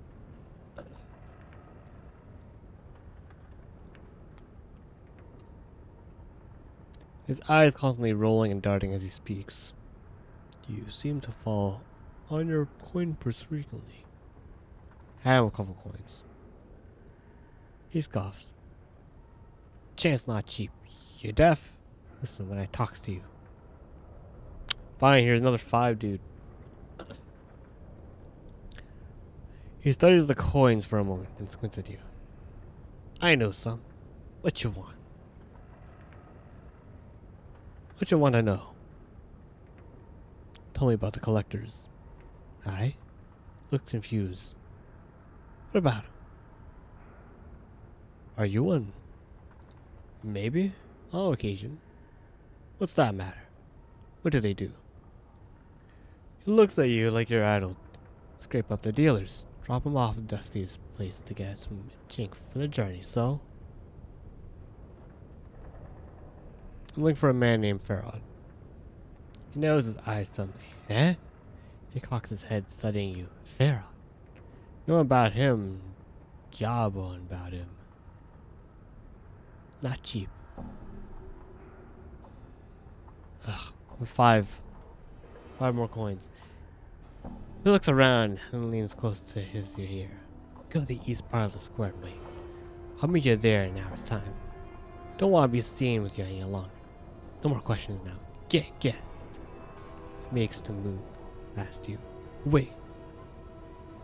As you watch Yellowfinger's hurriedly scamper off, you're struck with the feeling that you won't be seeing him again anytime soon.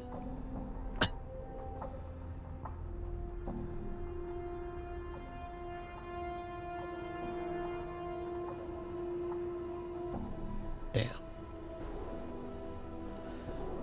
Yeah, we'll save that one. Ratbone.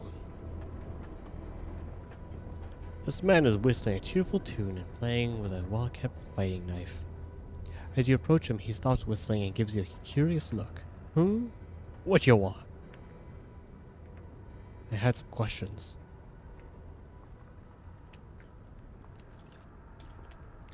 My name's Ratbone Cutter.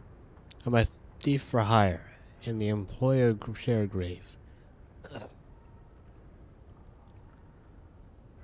The boss of collectors, you see, ran the square. He pays me mostly to learn his lads to be real quiet like, and how to fight if they runs into trouble. That's likely the only question I'll answer for you, Cutter. He sniffs and shrugs.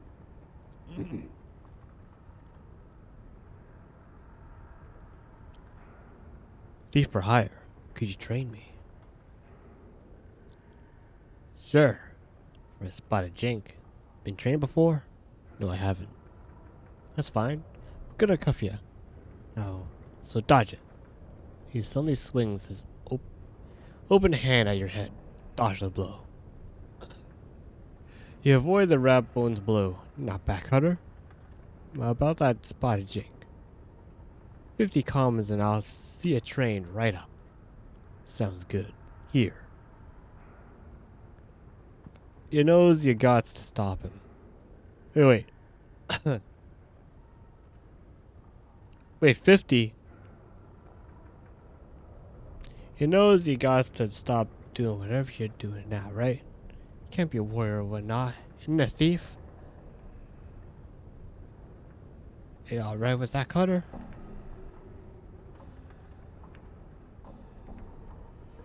No, I'm not. I want my money back. I got my money back?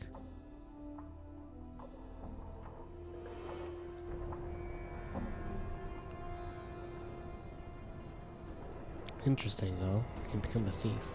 Wait, hold up. 50 bucks?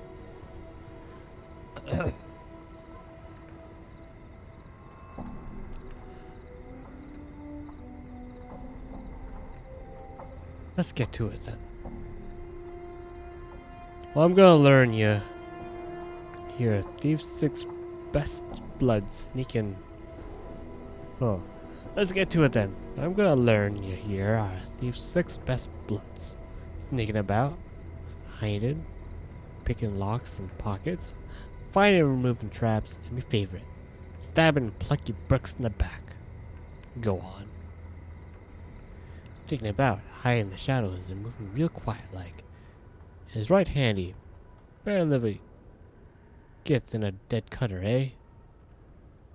Only just stay out of harm's way. If he does want to stick someone. He got upper hand right off. But I'll tell you more of that later. Keep in your mind, though, you can't go at sneaking if someone's already looking at you. Go on. Picking pockets and locks is a good thing too. Supplement the old income and such. Just be ready to runs if you get caught picking a pocket. And always check for traps if you're picking a suspicious lock. If you're gonna look for traps, just check the area over nice and slow. Sometimes it'll take a moment to see him. Go on. If he does find a trap, use your skills to disarm the blight thing. It's a lot like picking a puzzle lock, really. The last thing I'll learn you is the backstab. Ratbone sighs happily. If you manage to sneak up on a bugger and he wants to start a row, just attack the sod from behind. A much better chance of hitting him when you do. It hits harder. Alright then, let's get to training. Ratbone nods. Alright, Cutter, First off, you gotta relax. You're too tense. You're gonna have to let your instinct take over at times and trust your hunches. So your training as a thief begins. Updated my journal. For a long period of training, Ratbone nods at you in satisfaction. I must say, Cutter, never have I run across a faster learner. I'd almost say you've done this all before. As Ratbone speaks, you come to realize that you have done this before. At one time, you possessed all these skills. I have. Ratbone and simply forgot. Thanks and farewell. As faint memories of lurking in darkened hallways and avoiding deadly traps drift into focus, you manage to recall enough to learn more than Ratbone has taught you. I feel stronger. Trained to become a thief.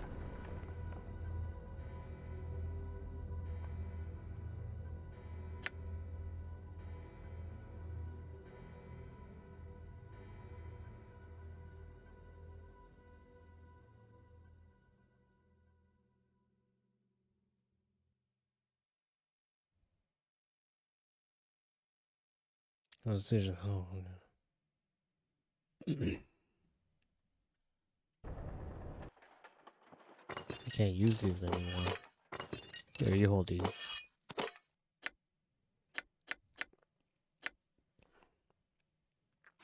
Ends note.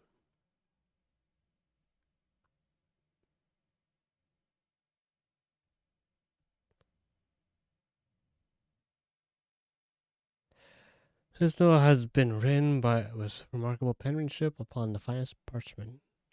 If you're reading this, then you have undoubtedly failed in your task and have been forced to use the escape route I arranged.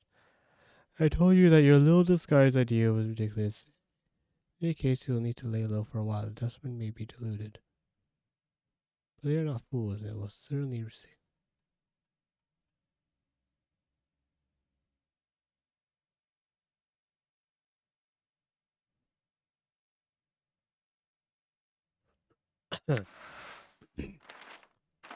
Hold that for me.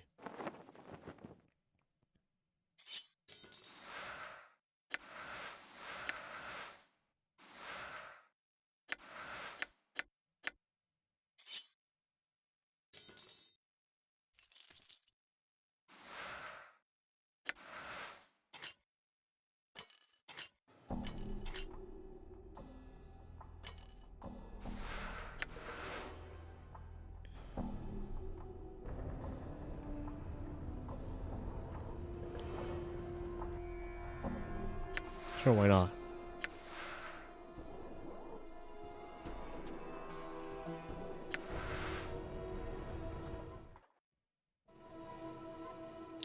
We have become thief.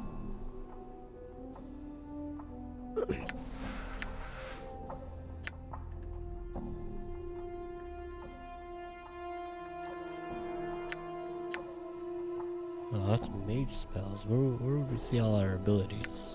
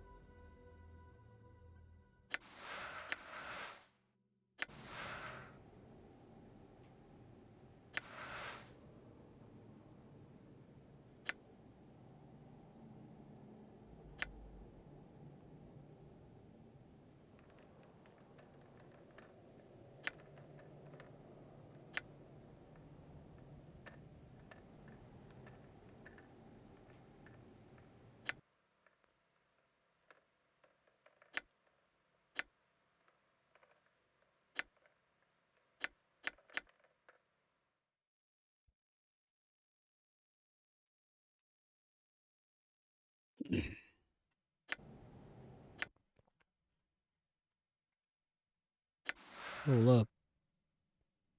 Oh!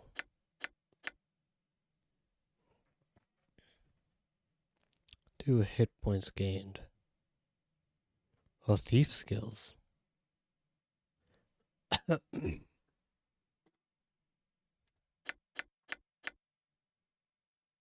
Opening doors, I assume, would be important. Hey, wait.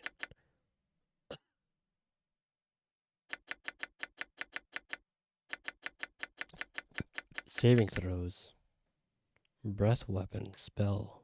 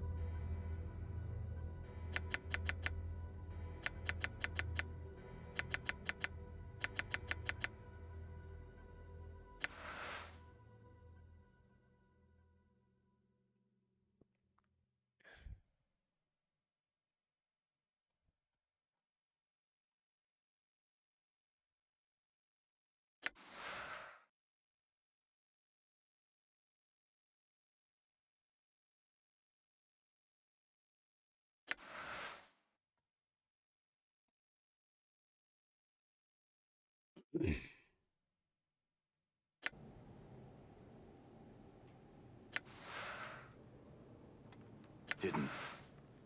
All right. Shadows.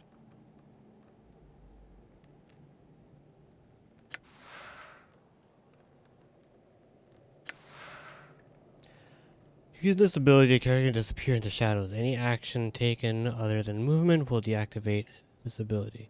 If an attack is activated while hidden and successful, the thief inflicts extra damage. This ability can be improved when a thief gains levels. This ability is used to access open locks, remove traps, and pickpocket thieving skills. It can be improved when a thief gains levels. Lock a door to disarm this ability. While this mode is active, the character will search for nearby traps.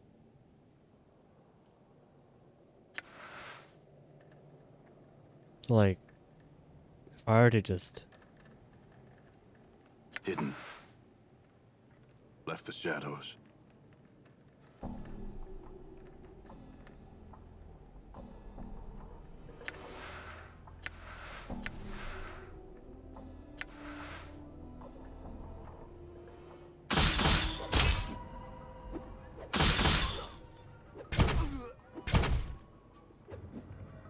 Huh. I didn't realize there was collectors here.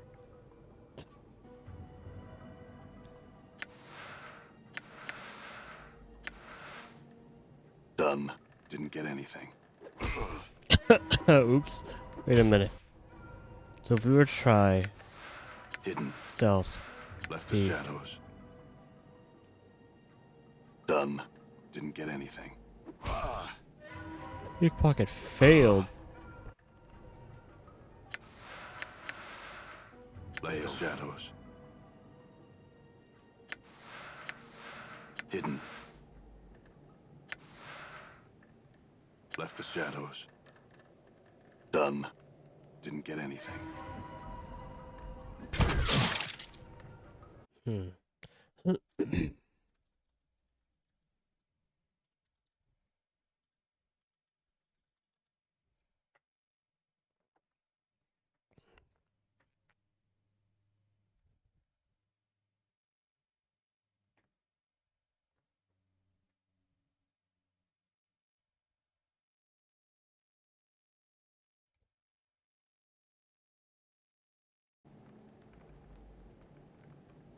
I'm gone. What's my... What are the stats? Stealth 50%.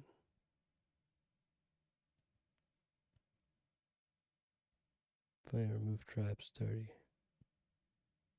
Blocks.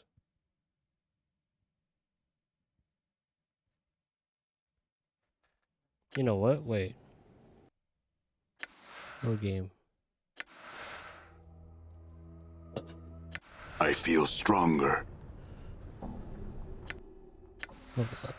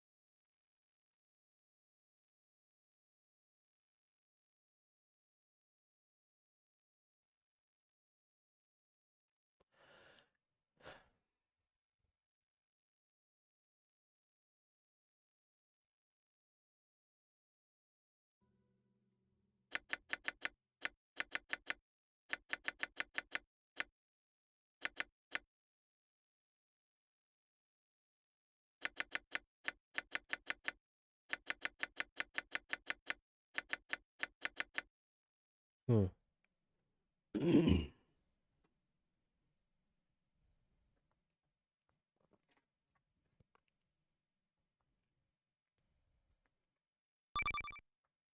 Don't forget to update that journal. You're right. Gotta update that journal.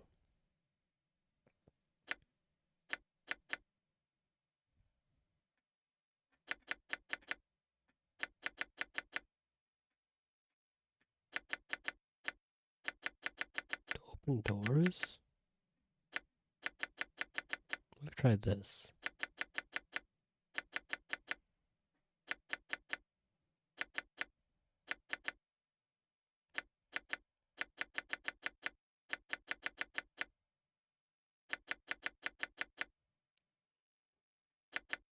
Yeah, same as before.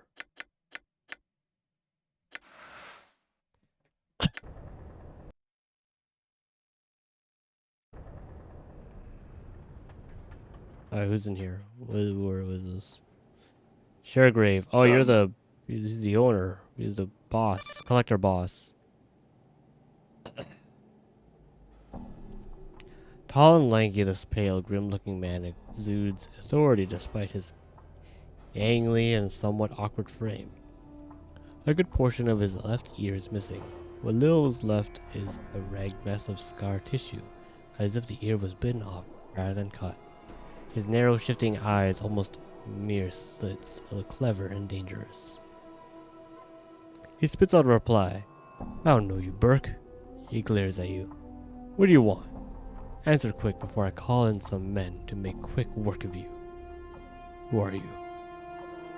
He scoffs and looks at you incredulously. Burke, who I am is the second thing you should have known before you stomped your shived up corpse-looking self in here. What's the first thing?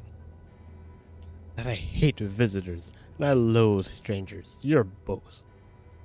He sneers and taps his finger to his temple. Figure the rest out on your own. Calm down. I didn't mean any harm. Oh, you don't say. Well, that makes it all piking better then, don't it? Now I'm going to ask one more time before your arse hits the street, possibly in several pieces. What do you want? I've had some questions. He's quiet for a moment and nods.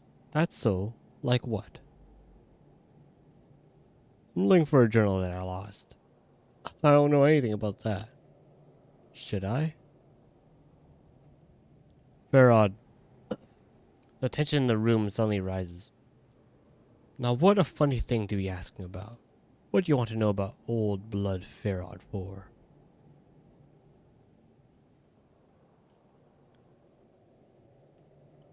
He stole something from me, and I want it back. The man is silent for a moment, then cracks a smile. He steals from us all, doesn't he? Whether we're living or dead. He chuckles. What do you mean? Our main source of living around here is the dead, you follow? You're a collector. Aye, that's right. He looks at you as if you're considering something. Now, there's only so many deaders at one time. My bloods and I can only gather so many. If somebody else is gathering deaders, that's that much less chink that goes into our pockets. So, Updated my journal. the rub is that he's found a mother load of them. Now, I haven't heard of any massacres in Sigil. He frowns, tapping at his chin, so I'm quite interested in knowing where all the deaders are coming from. I could find out for you, for a price. He looks at you for a moment, tugging on the remains of his left earlobe. Alright, name your price and we'll deal.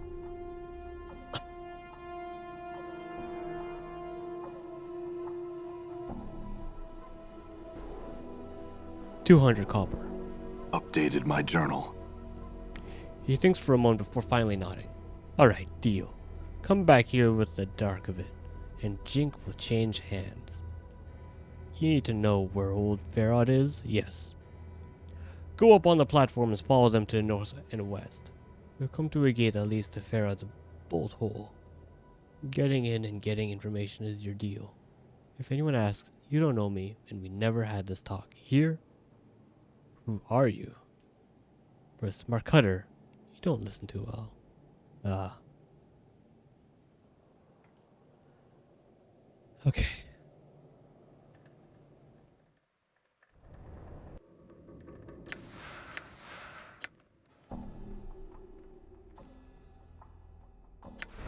I'm gone. Get the Farad. What did he say?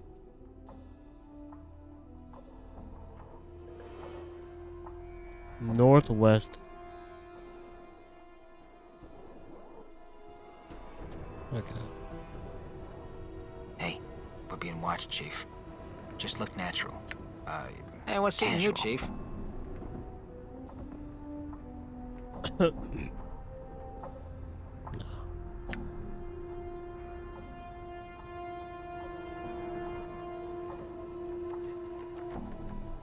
This sagging platform looks as if it is about to collapse.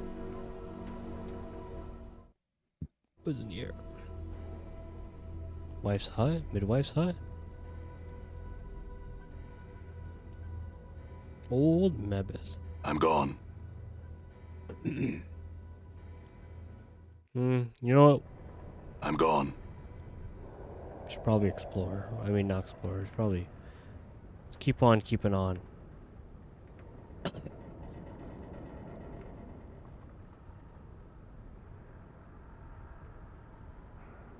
Where am I?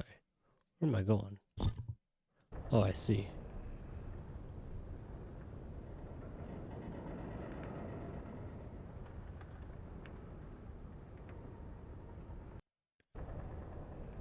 I like they have to explore everywhere first to unlock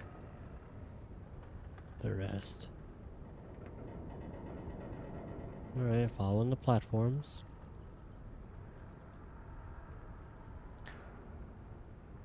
Let's see, and you, Chief?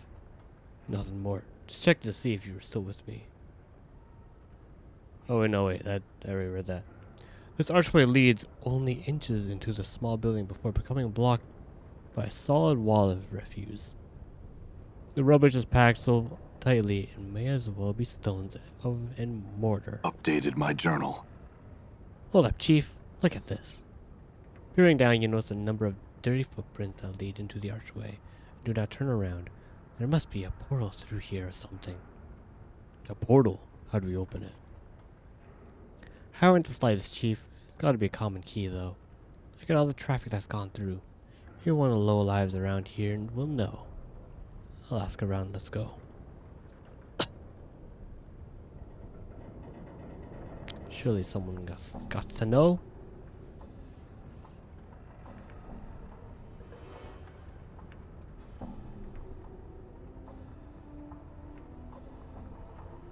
No, we can't go that way.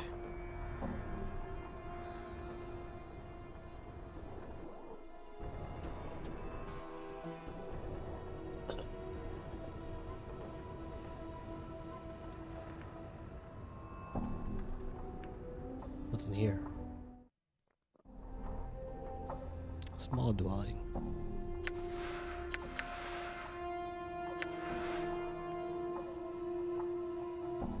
I'm gone.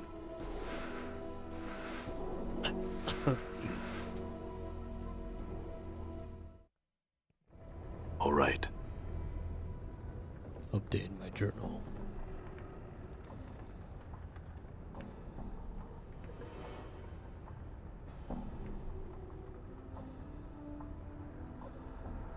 What's over there?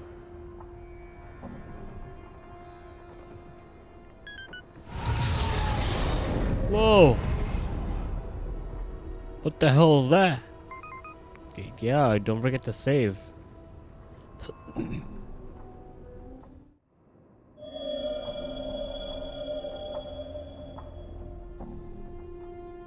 All looks right. familiar. Junk. Wait. I know where this is.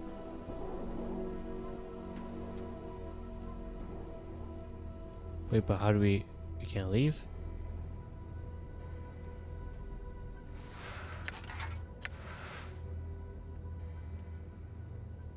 Oh shoot. Oh, hello. Where are you y'all guys? Hello.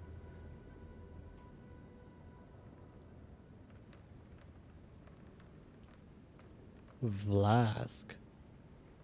Unlike other collectors you've seen, the robes on this one seem to be of fine quality. Ah, another debtor has come to visit us. Please excuse the mess. My colleagues haven't had the time to tidy up. There's no way out.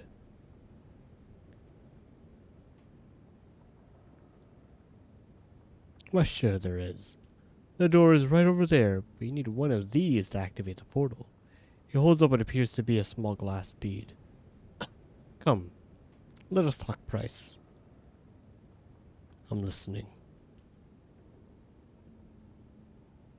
Simple, you pay my comrades and me 100 coppers and I give you the key to the portal. What if I don't want to pay? I don't have enough. It's a shame. Please prepare this. Wait, no, wait.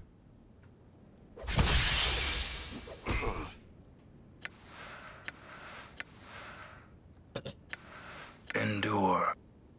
In enduring, grow strong.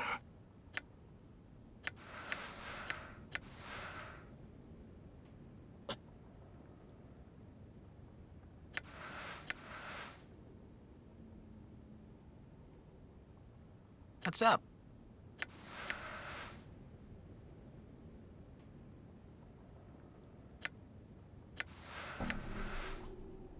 Stuck in hot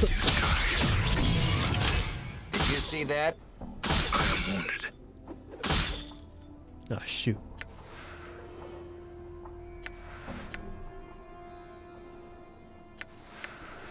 I hear your words.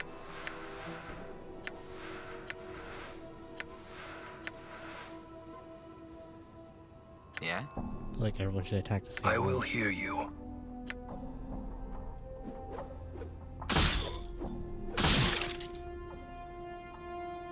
Balance in all things. It is I. Endure. In enduring, grow strong. Wait, you don't have any bandages, dude?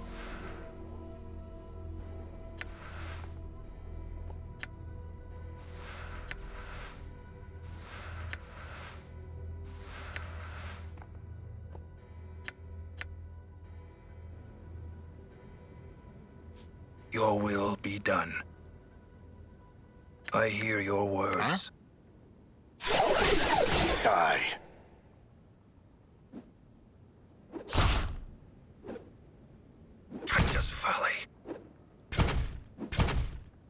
know What? now. Good as done. What's up, Chief? I will hear you.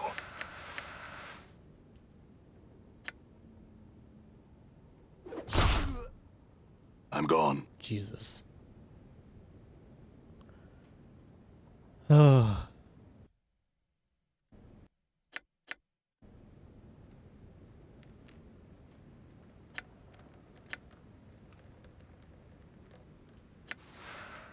Balance in all things.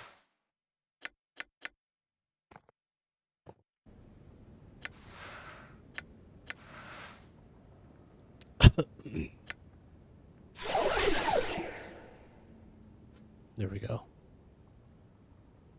All right. Rain steel knife. Ooh. This razor sharp knife has been forged out of the frame. Yeah, why not?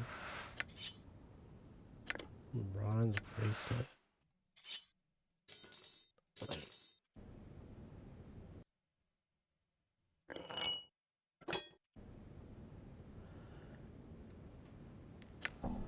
Whoa. Copper. Jag knife.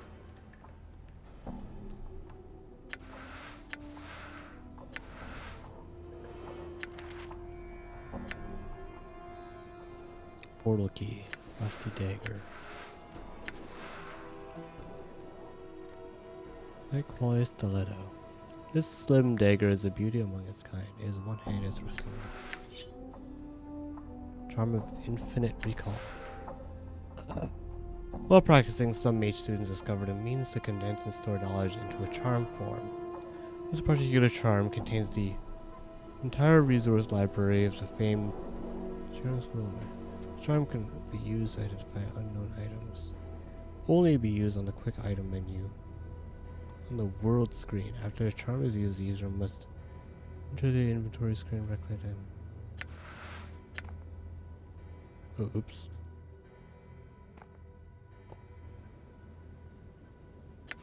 Sure.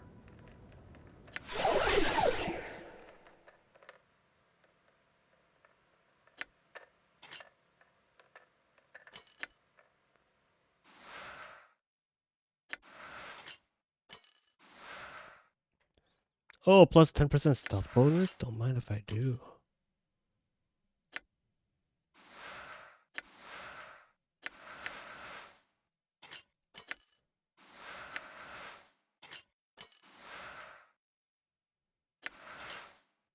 The armor class.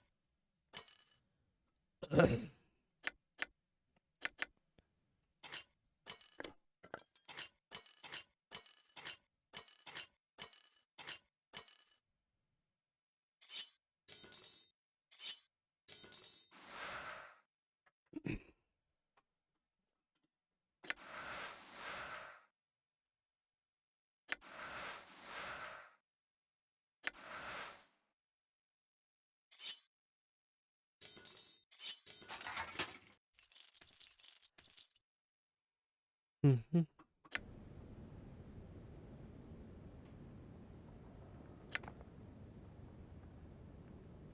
God damn.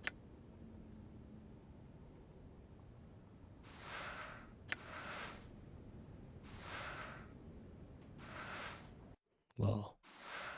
Flask portal key, a small fragile glass bead containing the appearance needed to open a certain portal once.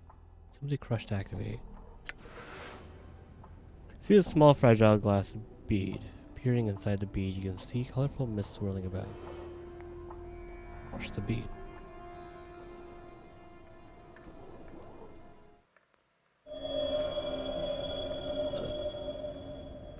I better break the lock. I should keep anyone else from entering. Huh. Who are you? Morrow friend. I'm gone. This door is locked. Oh, what if can I? Mechanism operates on one visual and maybe more of a spell. Got it.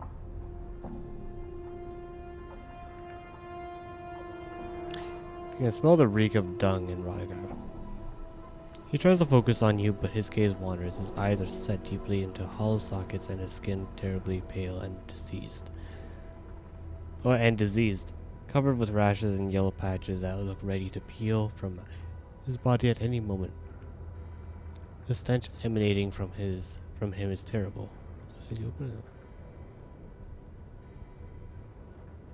As you open your mouth to speak, he licks his lips and swallow. Yo, deader. What did you say? Yo. He licks his lips again, and his long, spindly fingers pick at his skin as he stares at you. Yo, deader. He glances to your left, then his eyes dart back to you. Dead? Dead? Hungry? He reaches out to touch you, licking his scabrous lips. Let him touch you? His fingers scrabble spider-like on your arm, as if looking for a piece to tear off. He licks his split lips again, and you watch a yellowish drool drip from them. With a raspy moan, his fingers suddenly dig into the skin on your arm and pull off a bit. Step back. You watch and feel your stomach churn as he takes a bit of flesh and shoves it into his mouth. He chews it slowly, then swallows. Yo, dead?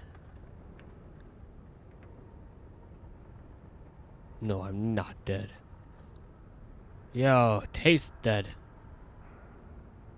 He scratches himself beneath his robe, and you suddenly notice that he has a finger hanging from his neck on a cord. It looks like there is a ring on it. Still hungry. What is that finger bone? He looks down, his plague-ridden features twisting into a ghastly snaggle-toothed parody of a grin. Snack. He looks ready to chew on it.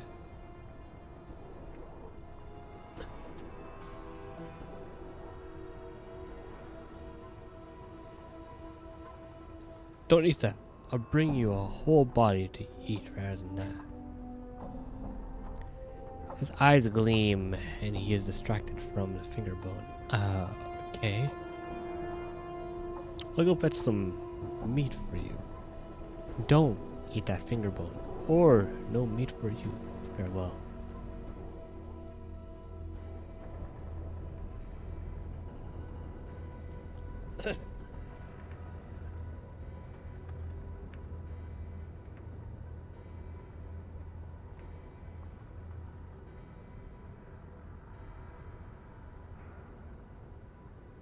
Don't eat that, I'll return shortly.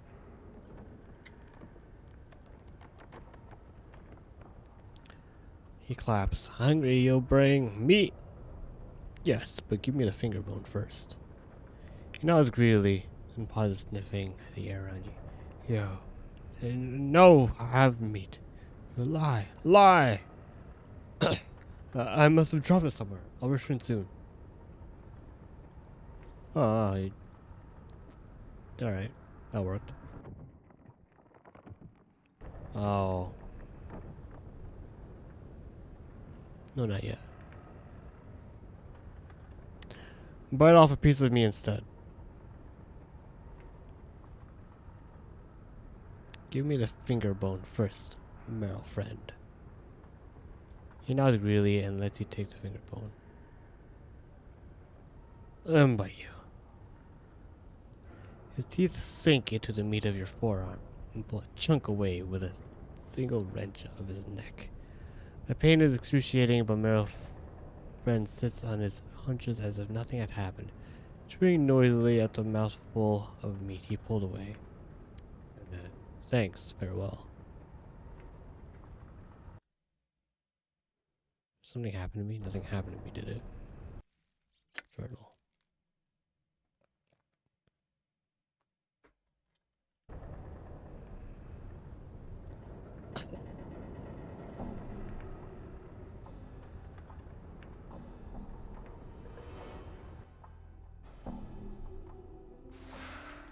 This is a decayed and nearly meatless finger bone from a humanoid of roughly your size. There's still some sort of odd ring on the finger. This intricate thing, sculpted with dozens of tiny ornate flanges and decorative protrusions. Oddly enough, it seems firmly rooted to the finger.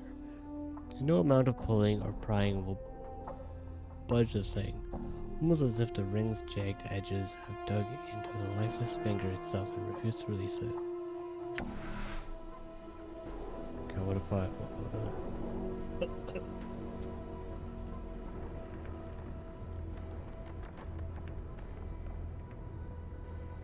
What if I use it? Pull the ring from the finger. Try as you might, you cannot remove the ring. It's almost as if the ring's sharp.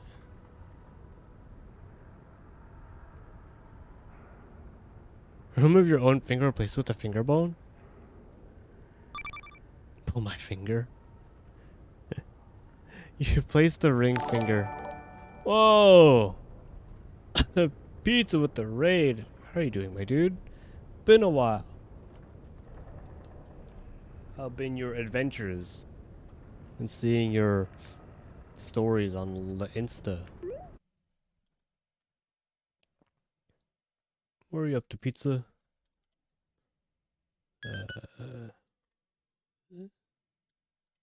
Shout out.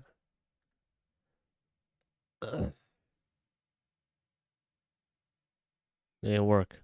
Why did the shout out work?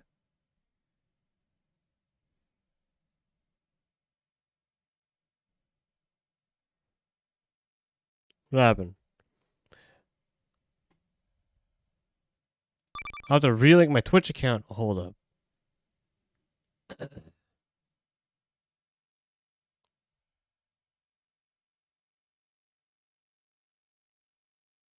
Freaking Sammy.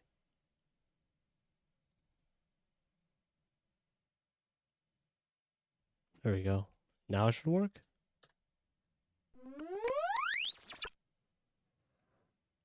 I'm just tired of Twitch ads. Been hanging on YouTube. People are charging for private servers for adless Twitch. That's so crazy. That's wild. What are you up to? My dude. Why is that doing the command? Weird. Weird. All of that just isn't working. That was weird. Oh, weird. Yeah, I hope you had a good stream, my dude.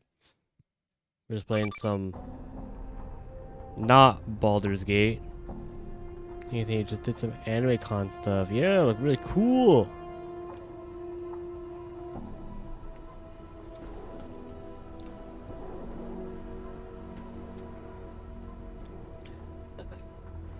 Right now we found a finger with a ring on it, but we can't get the ring off the finger, so I guess I had the brightest idea to remove your own finger, replace it with the finger bone. Not Baldur's Gate look alright. Planescape Torment is very fun. A lot of dialogue. It's like I'm playing a book. It's like I'm playing a long choose your own adventure book. You place the ring finger on your left hand into your mouth. Close eyes, take a deep breath, and bite down as hard as you can. There is a sickening crunch, and you are overcome with the taste and smell of blood. You spit the bloody finger out and place the ring-laden finger bone against the gushing stomp. The OG Zaya is back to... Depends. It'll depend on the game. We've been playing some Minecraft earlier. Hi, Max has a server for us and buddies that we can only play from 7 p.m. to 1 a.m. Before it was 8 p.m. to 2 a.m. He has a freaking time limit on the server. It opens at 7 a.m. and closes at 7 p.m. and closes at 1 a.m. D&D tomorrow morning, so I'll catch you soon. Oh, hell yeah. Oh, that's crazy. Have a good session, my dude. And thanks for the raid. At first nothing happens and you are off. At first nothing happens and you are horrified at the thought of what you've just done. Suddenly though, you feel a strange tingling sensation as bones fuse and tendons re-knit. In moments the rotting finger bone has become a living part of your body. Though it still throbs painfully, the jagged ring suddenly loosens and slips off into the palm of your hand. Done. What the? What? Wait, so we took off our bone to put the finger where our... What? Alright. We replaced our finger with the other finger. And that somehow just changed the shape. Oh, I guess because it like had to like reform into our finger. That's so weird. Memba's biting ring. Memba was a mage obsessed with the possibility of having her magic items lost or burgled while she was asleep or otherwise incapacitated. While the vast majority of her carried possessions were inseparable from her corpse and thus buried with her, some of her weaker items, early experiments perhaps, were left behind to remain in the world of the living. Memba's biting ring, whose powerful aura protects its bearer from bodily harm, is one such item. However, once placed upon one's finger, the ring bites down and holds on so tenaciously that it is high impossible to remove it from the bitten digit. Plus 2 to armor. Wait, hold up. So if I save, and if I put this ring on my finger, item cursed. Oh, is this right there? Just say cursed.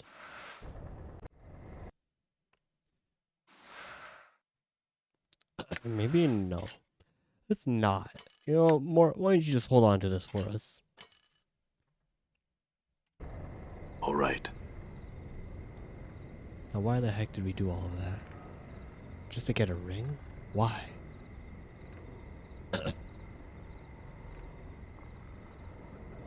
Nod.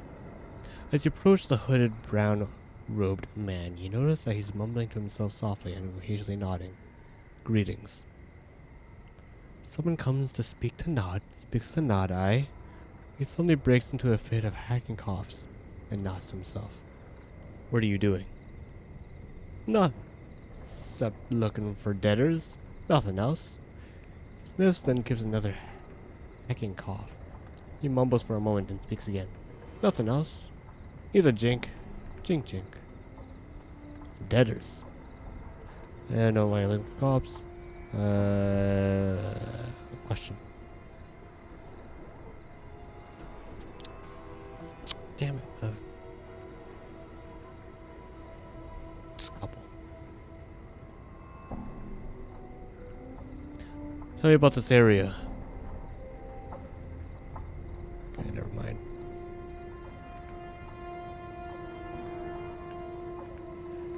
He shakes his head, coughs, then resumes his nodding. Ask a question for you, aye? Go ahead, ask your question. No, sister, aye. Amaris. Amaris. Here in the hive. I feel like I've seen that name before. Lives in the hive, away from here. Away from the square. So long ago. Now to separate from his sister. Take it away. So your question is? Updated my journal. You don't know her. He shakes his head sadly for a moment, chewing his lower lip. He just sees her. If he does, tell her not. Her brother worries about her, aye? He does, he worries. Why don't you go find her? No. Nod covers his head and with his arms, mumbling to himself. Nod, I can't speak right no more. He can't. No, he smells a corpse and the dirt square, rag picture square. No. The outburst sends him onto a fit of hacking coughs. What happened to you, Nod? Nod sniffs, looking at the ground quietly. Finally, he begins nodding to himself, speaking softly. Nod was young, aye? He was an...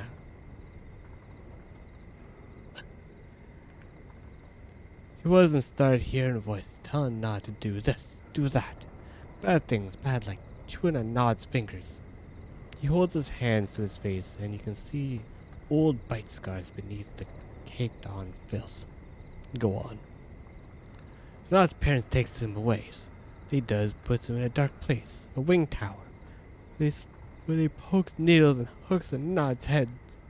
Voices stop, aye they do, but Nod can't think right. Can't talks right. Nod escapes the place. He does, wakes up in the hive, aye. Where's the wing tower? Don't know, bad place, bad. He shakes his head violently, clutching at his temples, before resuming his usual nodding. Go on with your story.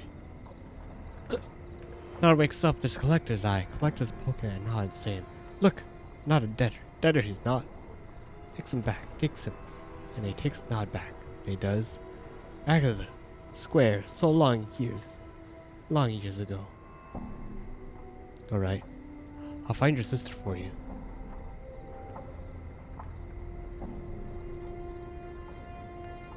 No thanks you. No thanks you, he does. No thanks you. Marcy was pretty, so pretty, lives in the hive. Fair skinned she was, hair like jet, and always in blue. Blue, she was always in blue. Updated my journal. Reach good alignment, Annie. Oh, what?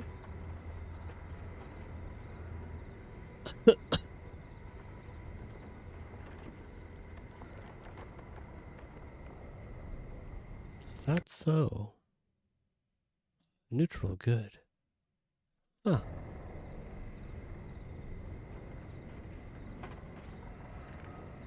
What was the quest? I feel like I didn't do the quest though. I feel like alignment should go up after, right? Have your mood looks really high. Amaris. I've seen that name before. I swear.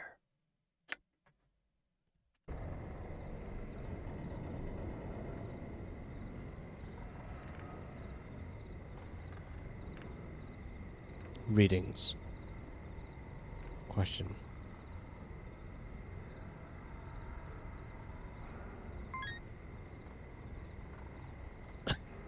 Raise an eyebrow. I have some for you.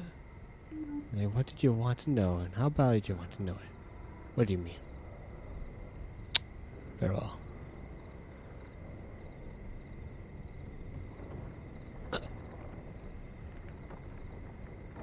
Hey, we're being watched, Chief. Just look natural. Casual.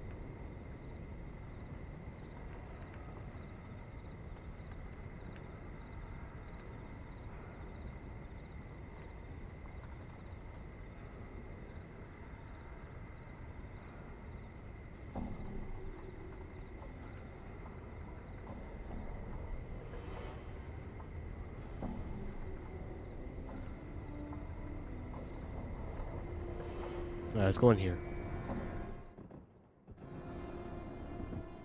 She seems fine. This squat old woman looks like she has had all the color bled out of her hair. Everything from her hair to her shawl to her robe. All her shades of gray. The only splotches of color on her come from several strange herbs, which are tied to her belt by their stalks. The herbs make a strange swish when she moves, like a broom. Greetings. The elderly woman turns and stares at you, and you notice the gray shades blanketing her body extend to her features as well. Her hair is a wispy gray, and her eyes are like chips of granite. Oh, I need to get water. I need more water.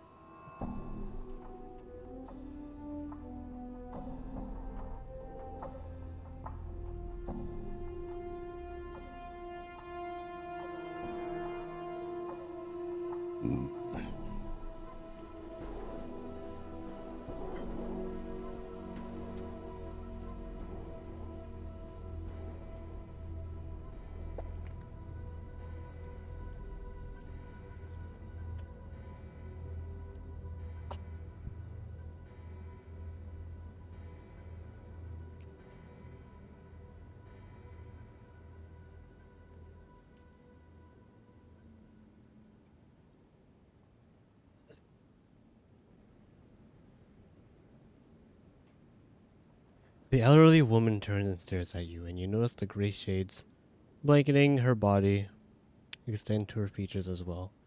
Her hair is a wispy gray, and her eyes are like chips of granite.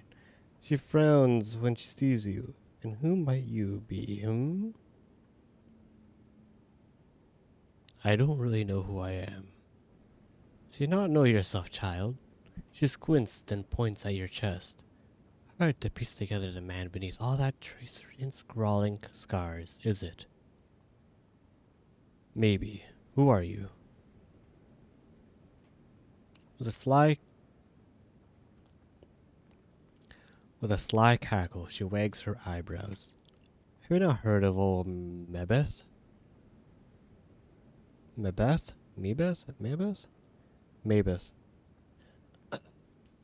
Then, the midwife of the square? Have you not know? She narrows her eyes, and her voice drops. Well, now you have, for I be Mabeth.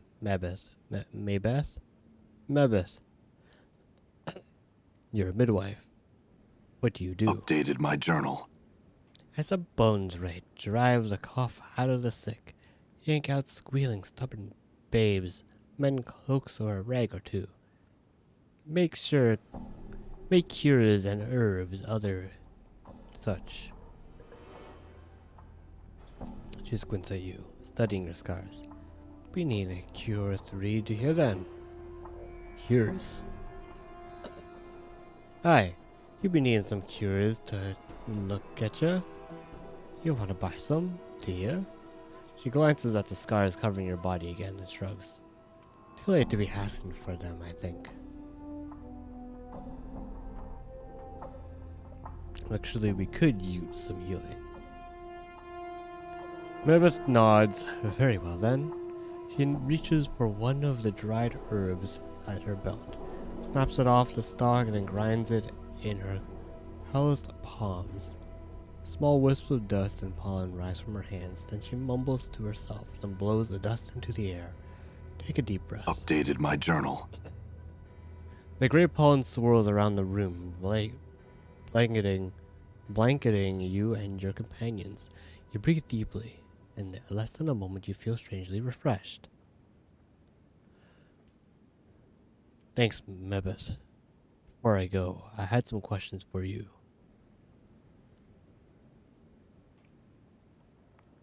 Do you know someone named Farad? Farad, that.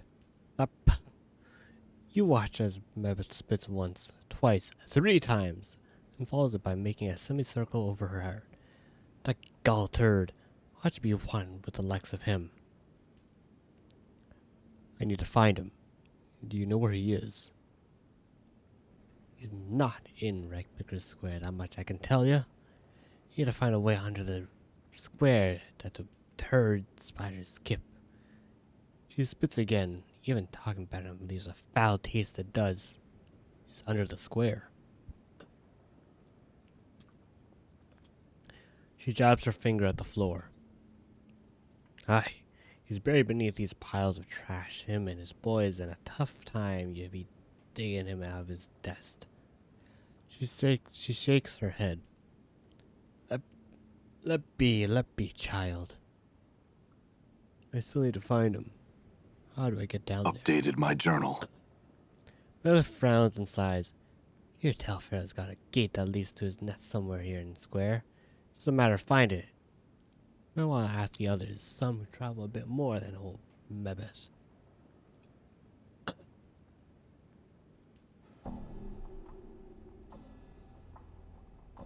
Missing a journal.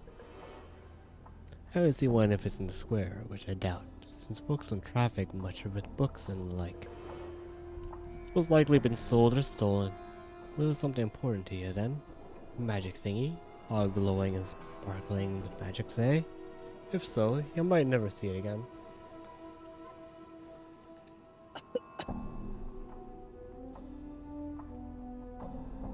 Maybe not. Could I rest here? Are you a witch? Let's say not as to what I am and isn't.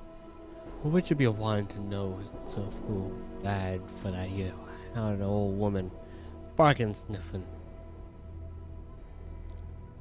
I want to learn about magic. Can you teach me?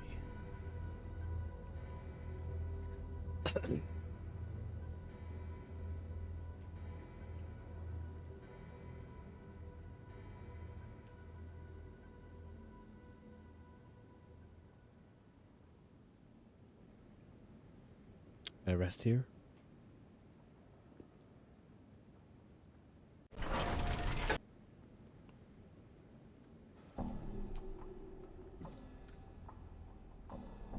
Damn. I'm gone.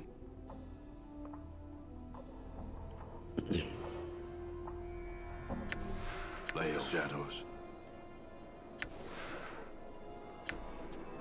Hidden. Left the shadows. Done.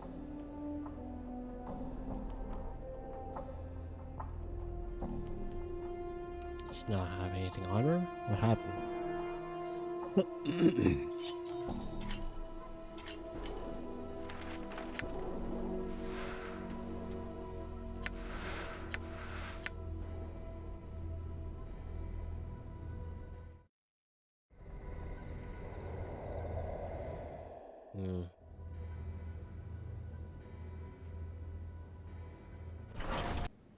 Done. Done. Done. Oh, what's in here? We've been in here. It's empty, right? Yeah.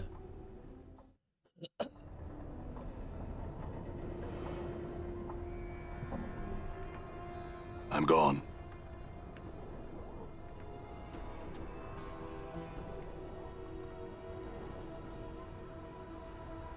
Oh,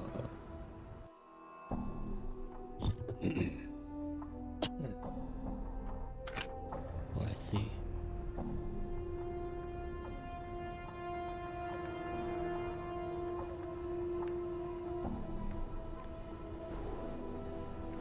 What do you do? What do you know of Mevith?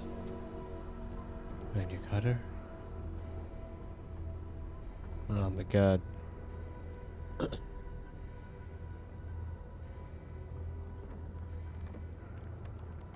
In here. Oh shoot. I'm gone. What the hell are those? Cranium rats.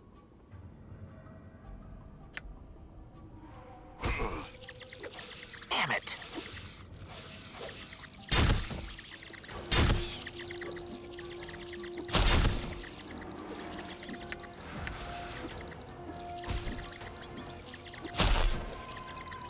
Damn.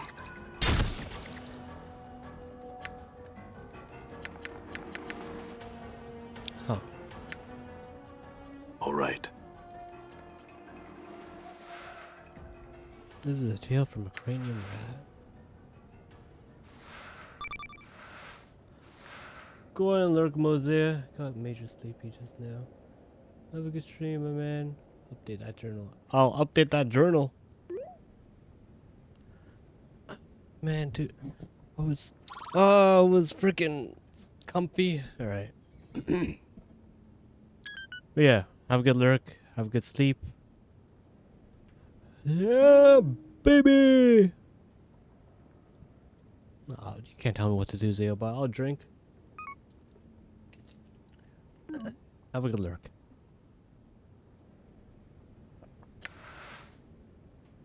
Have a good lurk. Thanks for stopping by. I appreciate it. Good sleeps. Sleep time. Sleep is important. Oh my god, it's 4.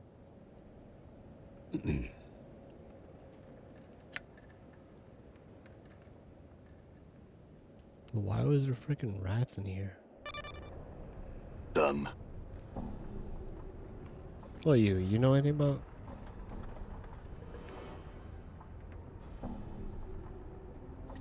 Do you know how to get through that trash-packed archway northwest of here? Updated my journal. Hey, nay, I don't. Say you could ask Creedon, the rat catcher. Sometimes you go poking about up there and disappears for an odd while. Creedon's usually in the hive, right outside the office. You know where that is. I know where that is.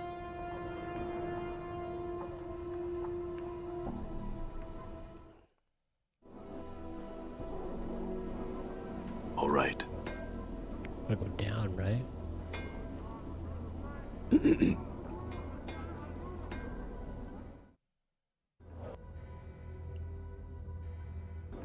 Done. Done.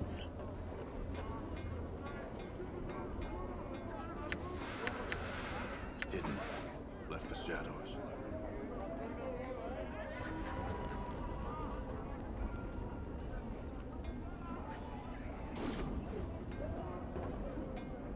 I can. We'll attack them. We'll attack them. What's up? In enduring, grow strong. I hear your words. Even 50 swigs of brandy wouldn't make you look good. Damn it! Just folly.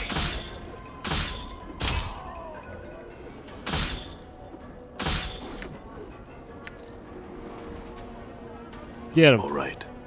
Get him. Chase after him.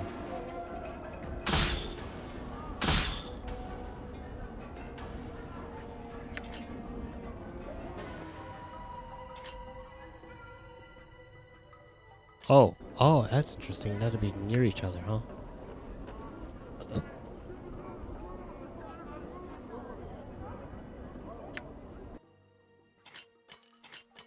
That's a very interesting. Yeah, I like that.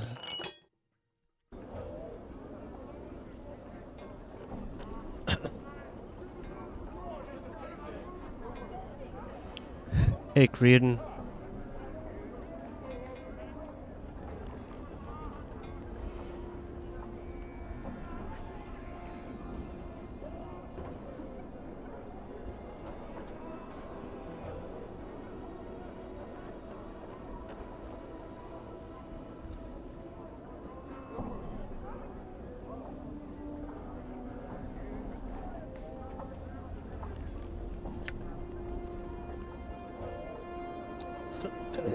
Updated my journal. I was told to ask a man named Creedon in front of the office in disease control about the trash-filled archway in Reg Picture Square. Can you help me?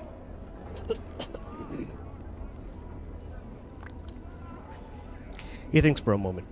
I know what you're speaking of. What was the last name on Niles? Who I saw walk through there once while I was looking for rats. Don't know how she did it. You can probably find her northeast here, rooting around a pile of lumber for nails. Oh, I know what that is.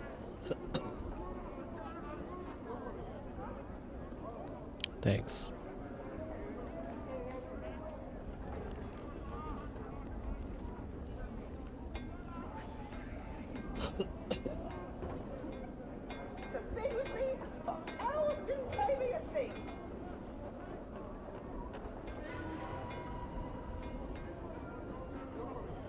Oh my god.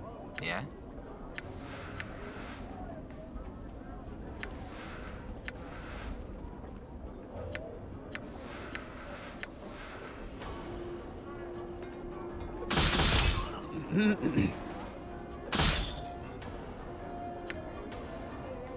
I will hear you.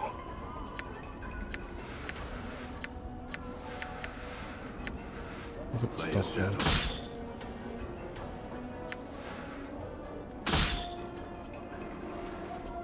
Get back here. Done. Oh shoot.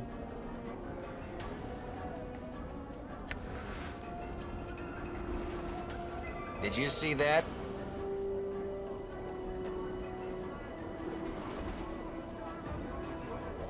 Damn. Huh? Oh shoot. Sure, why not? No. I'm gone. Giving up on that one. Iron Nulls.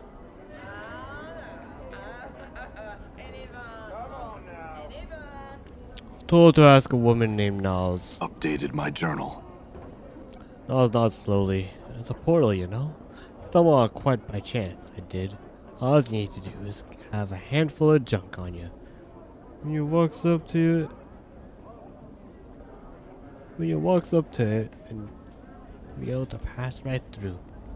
There's a small open space past the portal and a gate leading underground. I figure no sense in asking for trouble, so I just turned around and went right back. Here. She hands you a handful of junk. Oh wait. A handful of junk. Use this if you likes. I was gonna toss it away anyway. Thanks.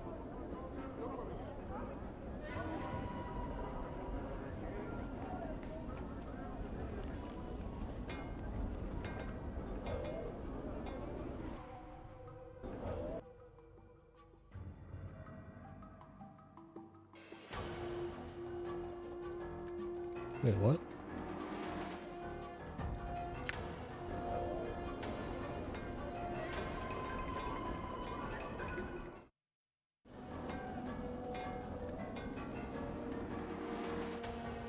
Done. Yeah, right, pick a square. Feel like a man. Done. Got some junk.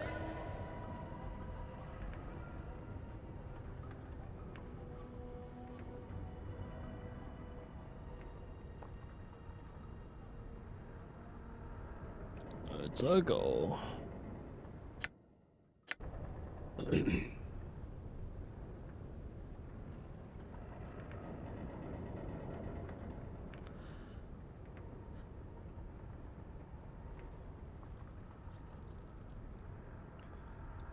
Hey, we're being watched, Chief. Just look natural. Casual.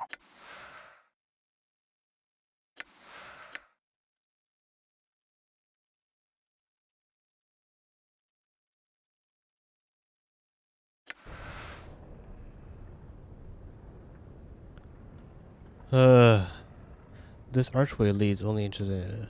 As you come close, however, the archway's outline begins to shimmer. You notice the handful of junk you've been carrying begins to shimmer as well. Thrust the junk into the archway. The wall of refuse flickers, wavers, and seems to fold in on itself, revealing an open space beyond it. A passage or portal seems to have formed within the frame of the archway. Done. Oh! Well, ain't that crazy?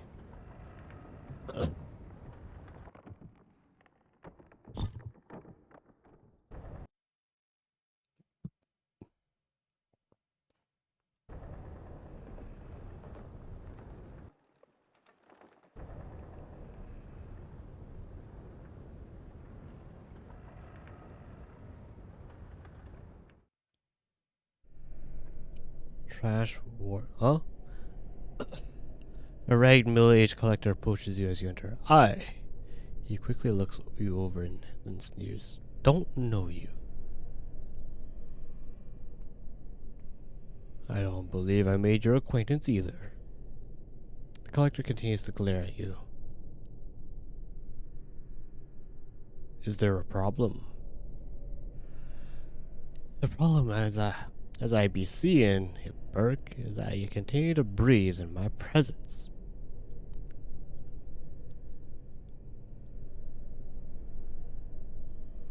And I'll leave your presence, Burke. As you turn to leave, you notice the collector drawing a knife from one of his pockets. Nobody was thinking about coming down here. What the heck? I'm gone. Done. Still one dude? Hold up. Let's not fight him.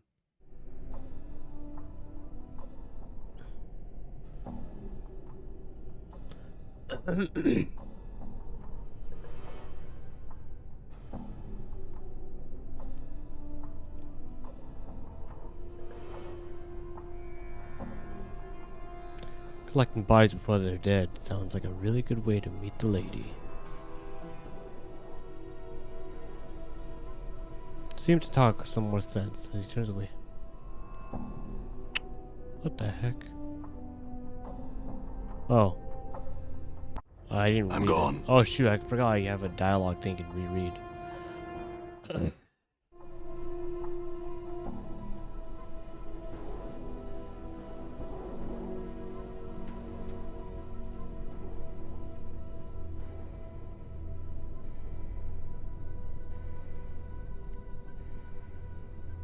As he turns away from you, watch your back, Hunter. Most here will talk to you with their blade before their bone box. And if you stay much longer, I'd be doing the same.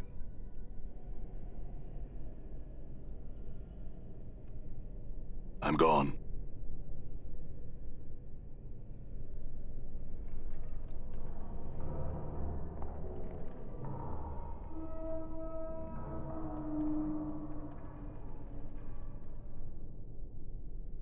You better decide. But sure, next time you want to talk to me, you disease of your mother's loins, let it go and leave.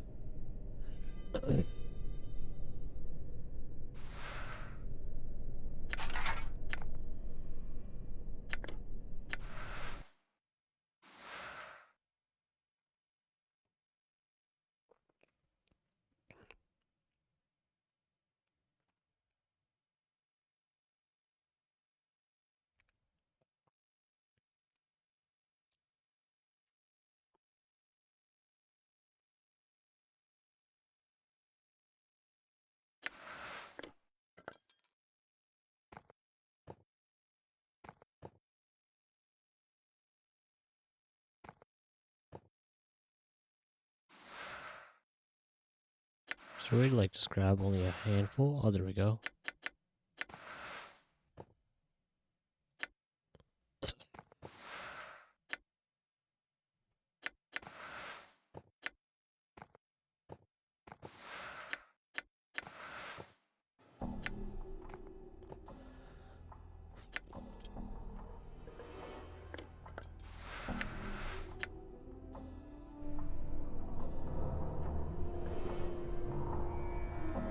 Looks like it was part of some more permanent structure, perhaps buried in the surrounding trash.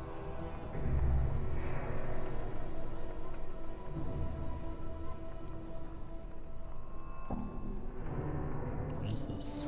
It's junk. More junk.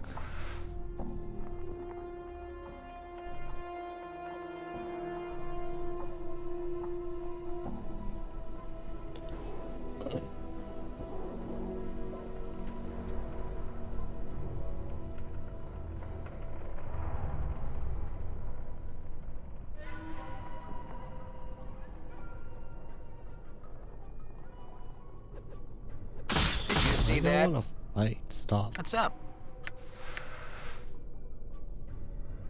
Endure. In enduring, grow strong.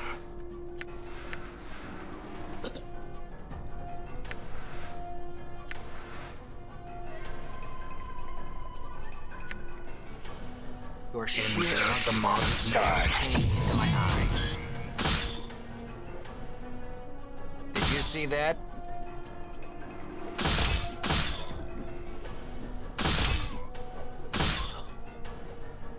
Damn it.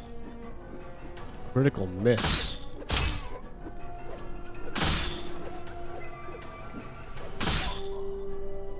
Jeez.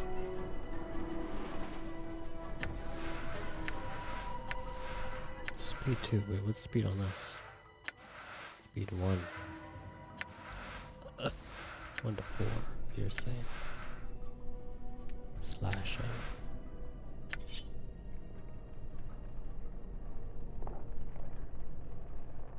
Done.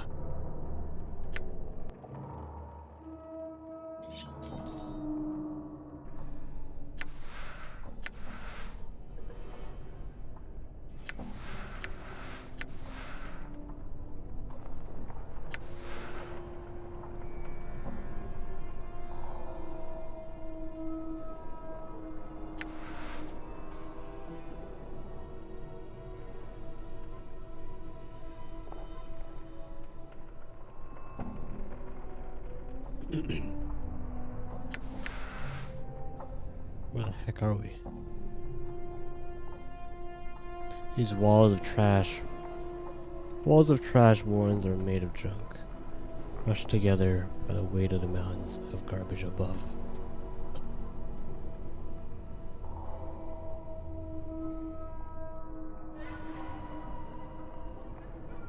Who are you? Wait, what? I'm gone.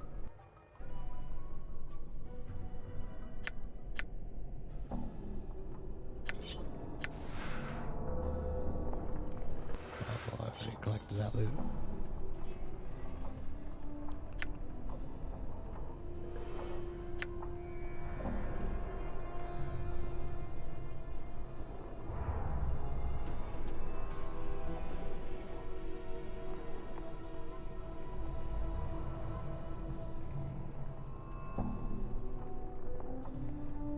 Let's go the other way. Done. Who the hell? Huh. Well, that's an ambush.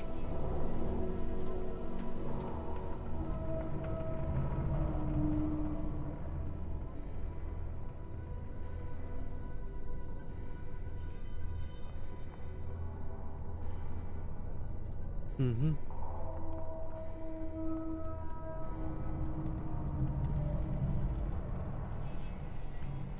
Bish. As you enter the room, a large, heavy-set man gets up from his chair and approaches you. "Lo there. Name's Bish. Who might you be?" "I have no name." "What do you mean you have no name? Just come back from stick swimming, you clueless sod." He knows Bish, slowly moving his hand toward his weapon. "Or you're just not telling me. Hiding something, methinks."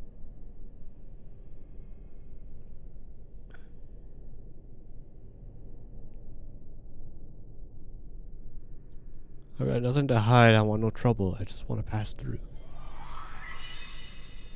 "Oh." Bish frowns at you. "Alright. You can go." As you start to make your way past Bish, he leans over and quietly warns you. "But know this, Burke.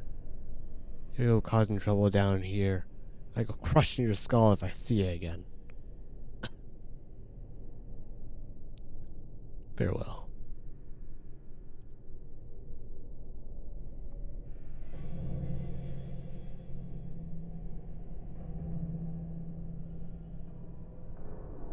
This is a huge bronze bell. This room must be the top of a bell tower. Must be, huh? Let's go this way.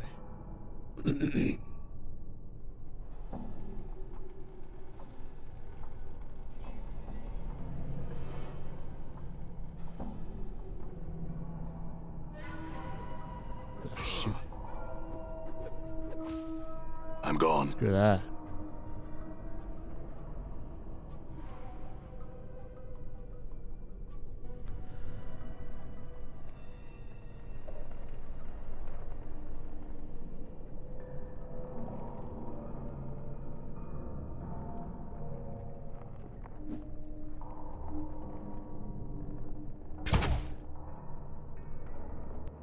All ambush? It is.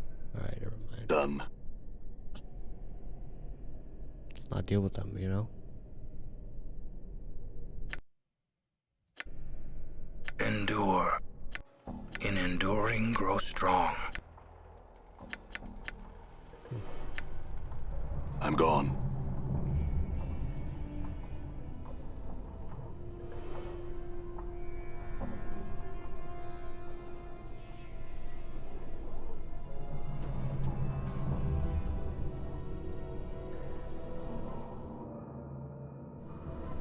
Buried village. I'm gone.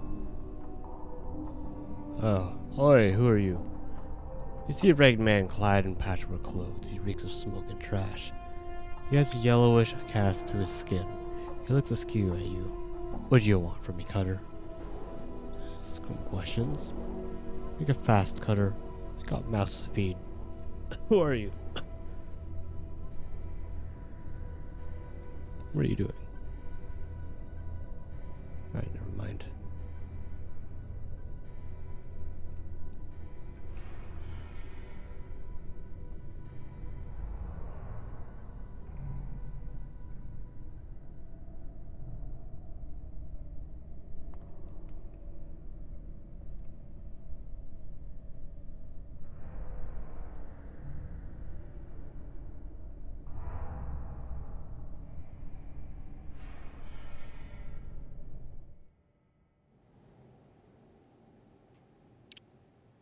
Where the hell are we?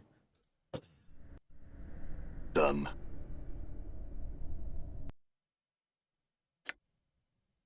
We're still in Rag Picture Square, man.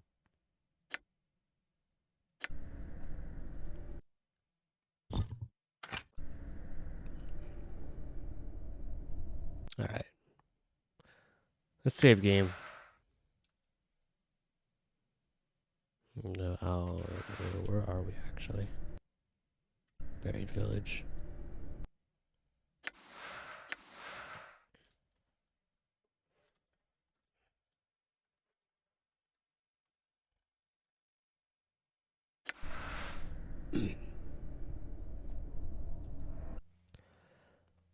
Yeah, alright.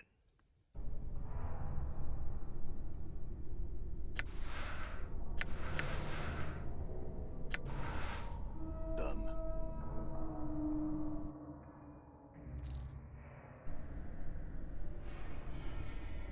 Alright, that was pretty pog.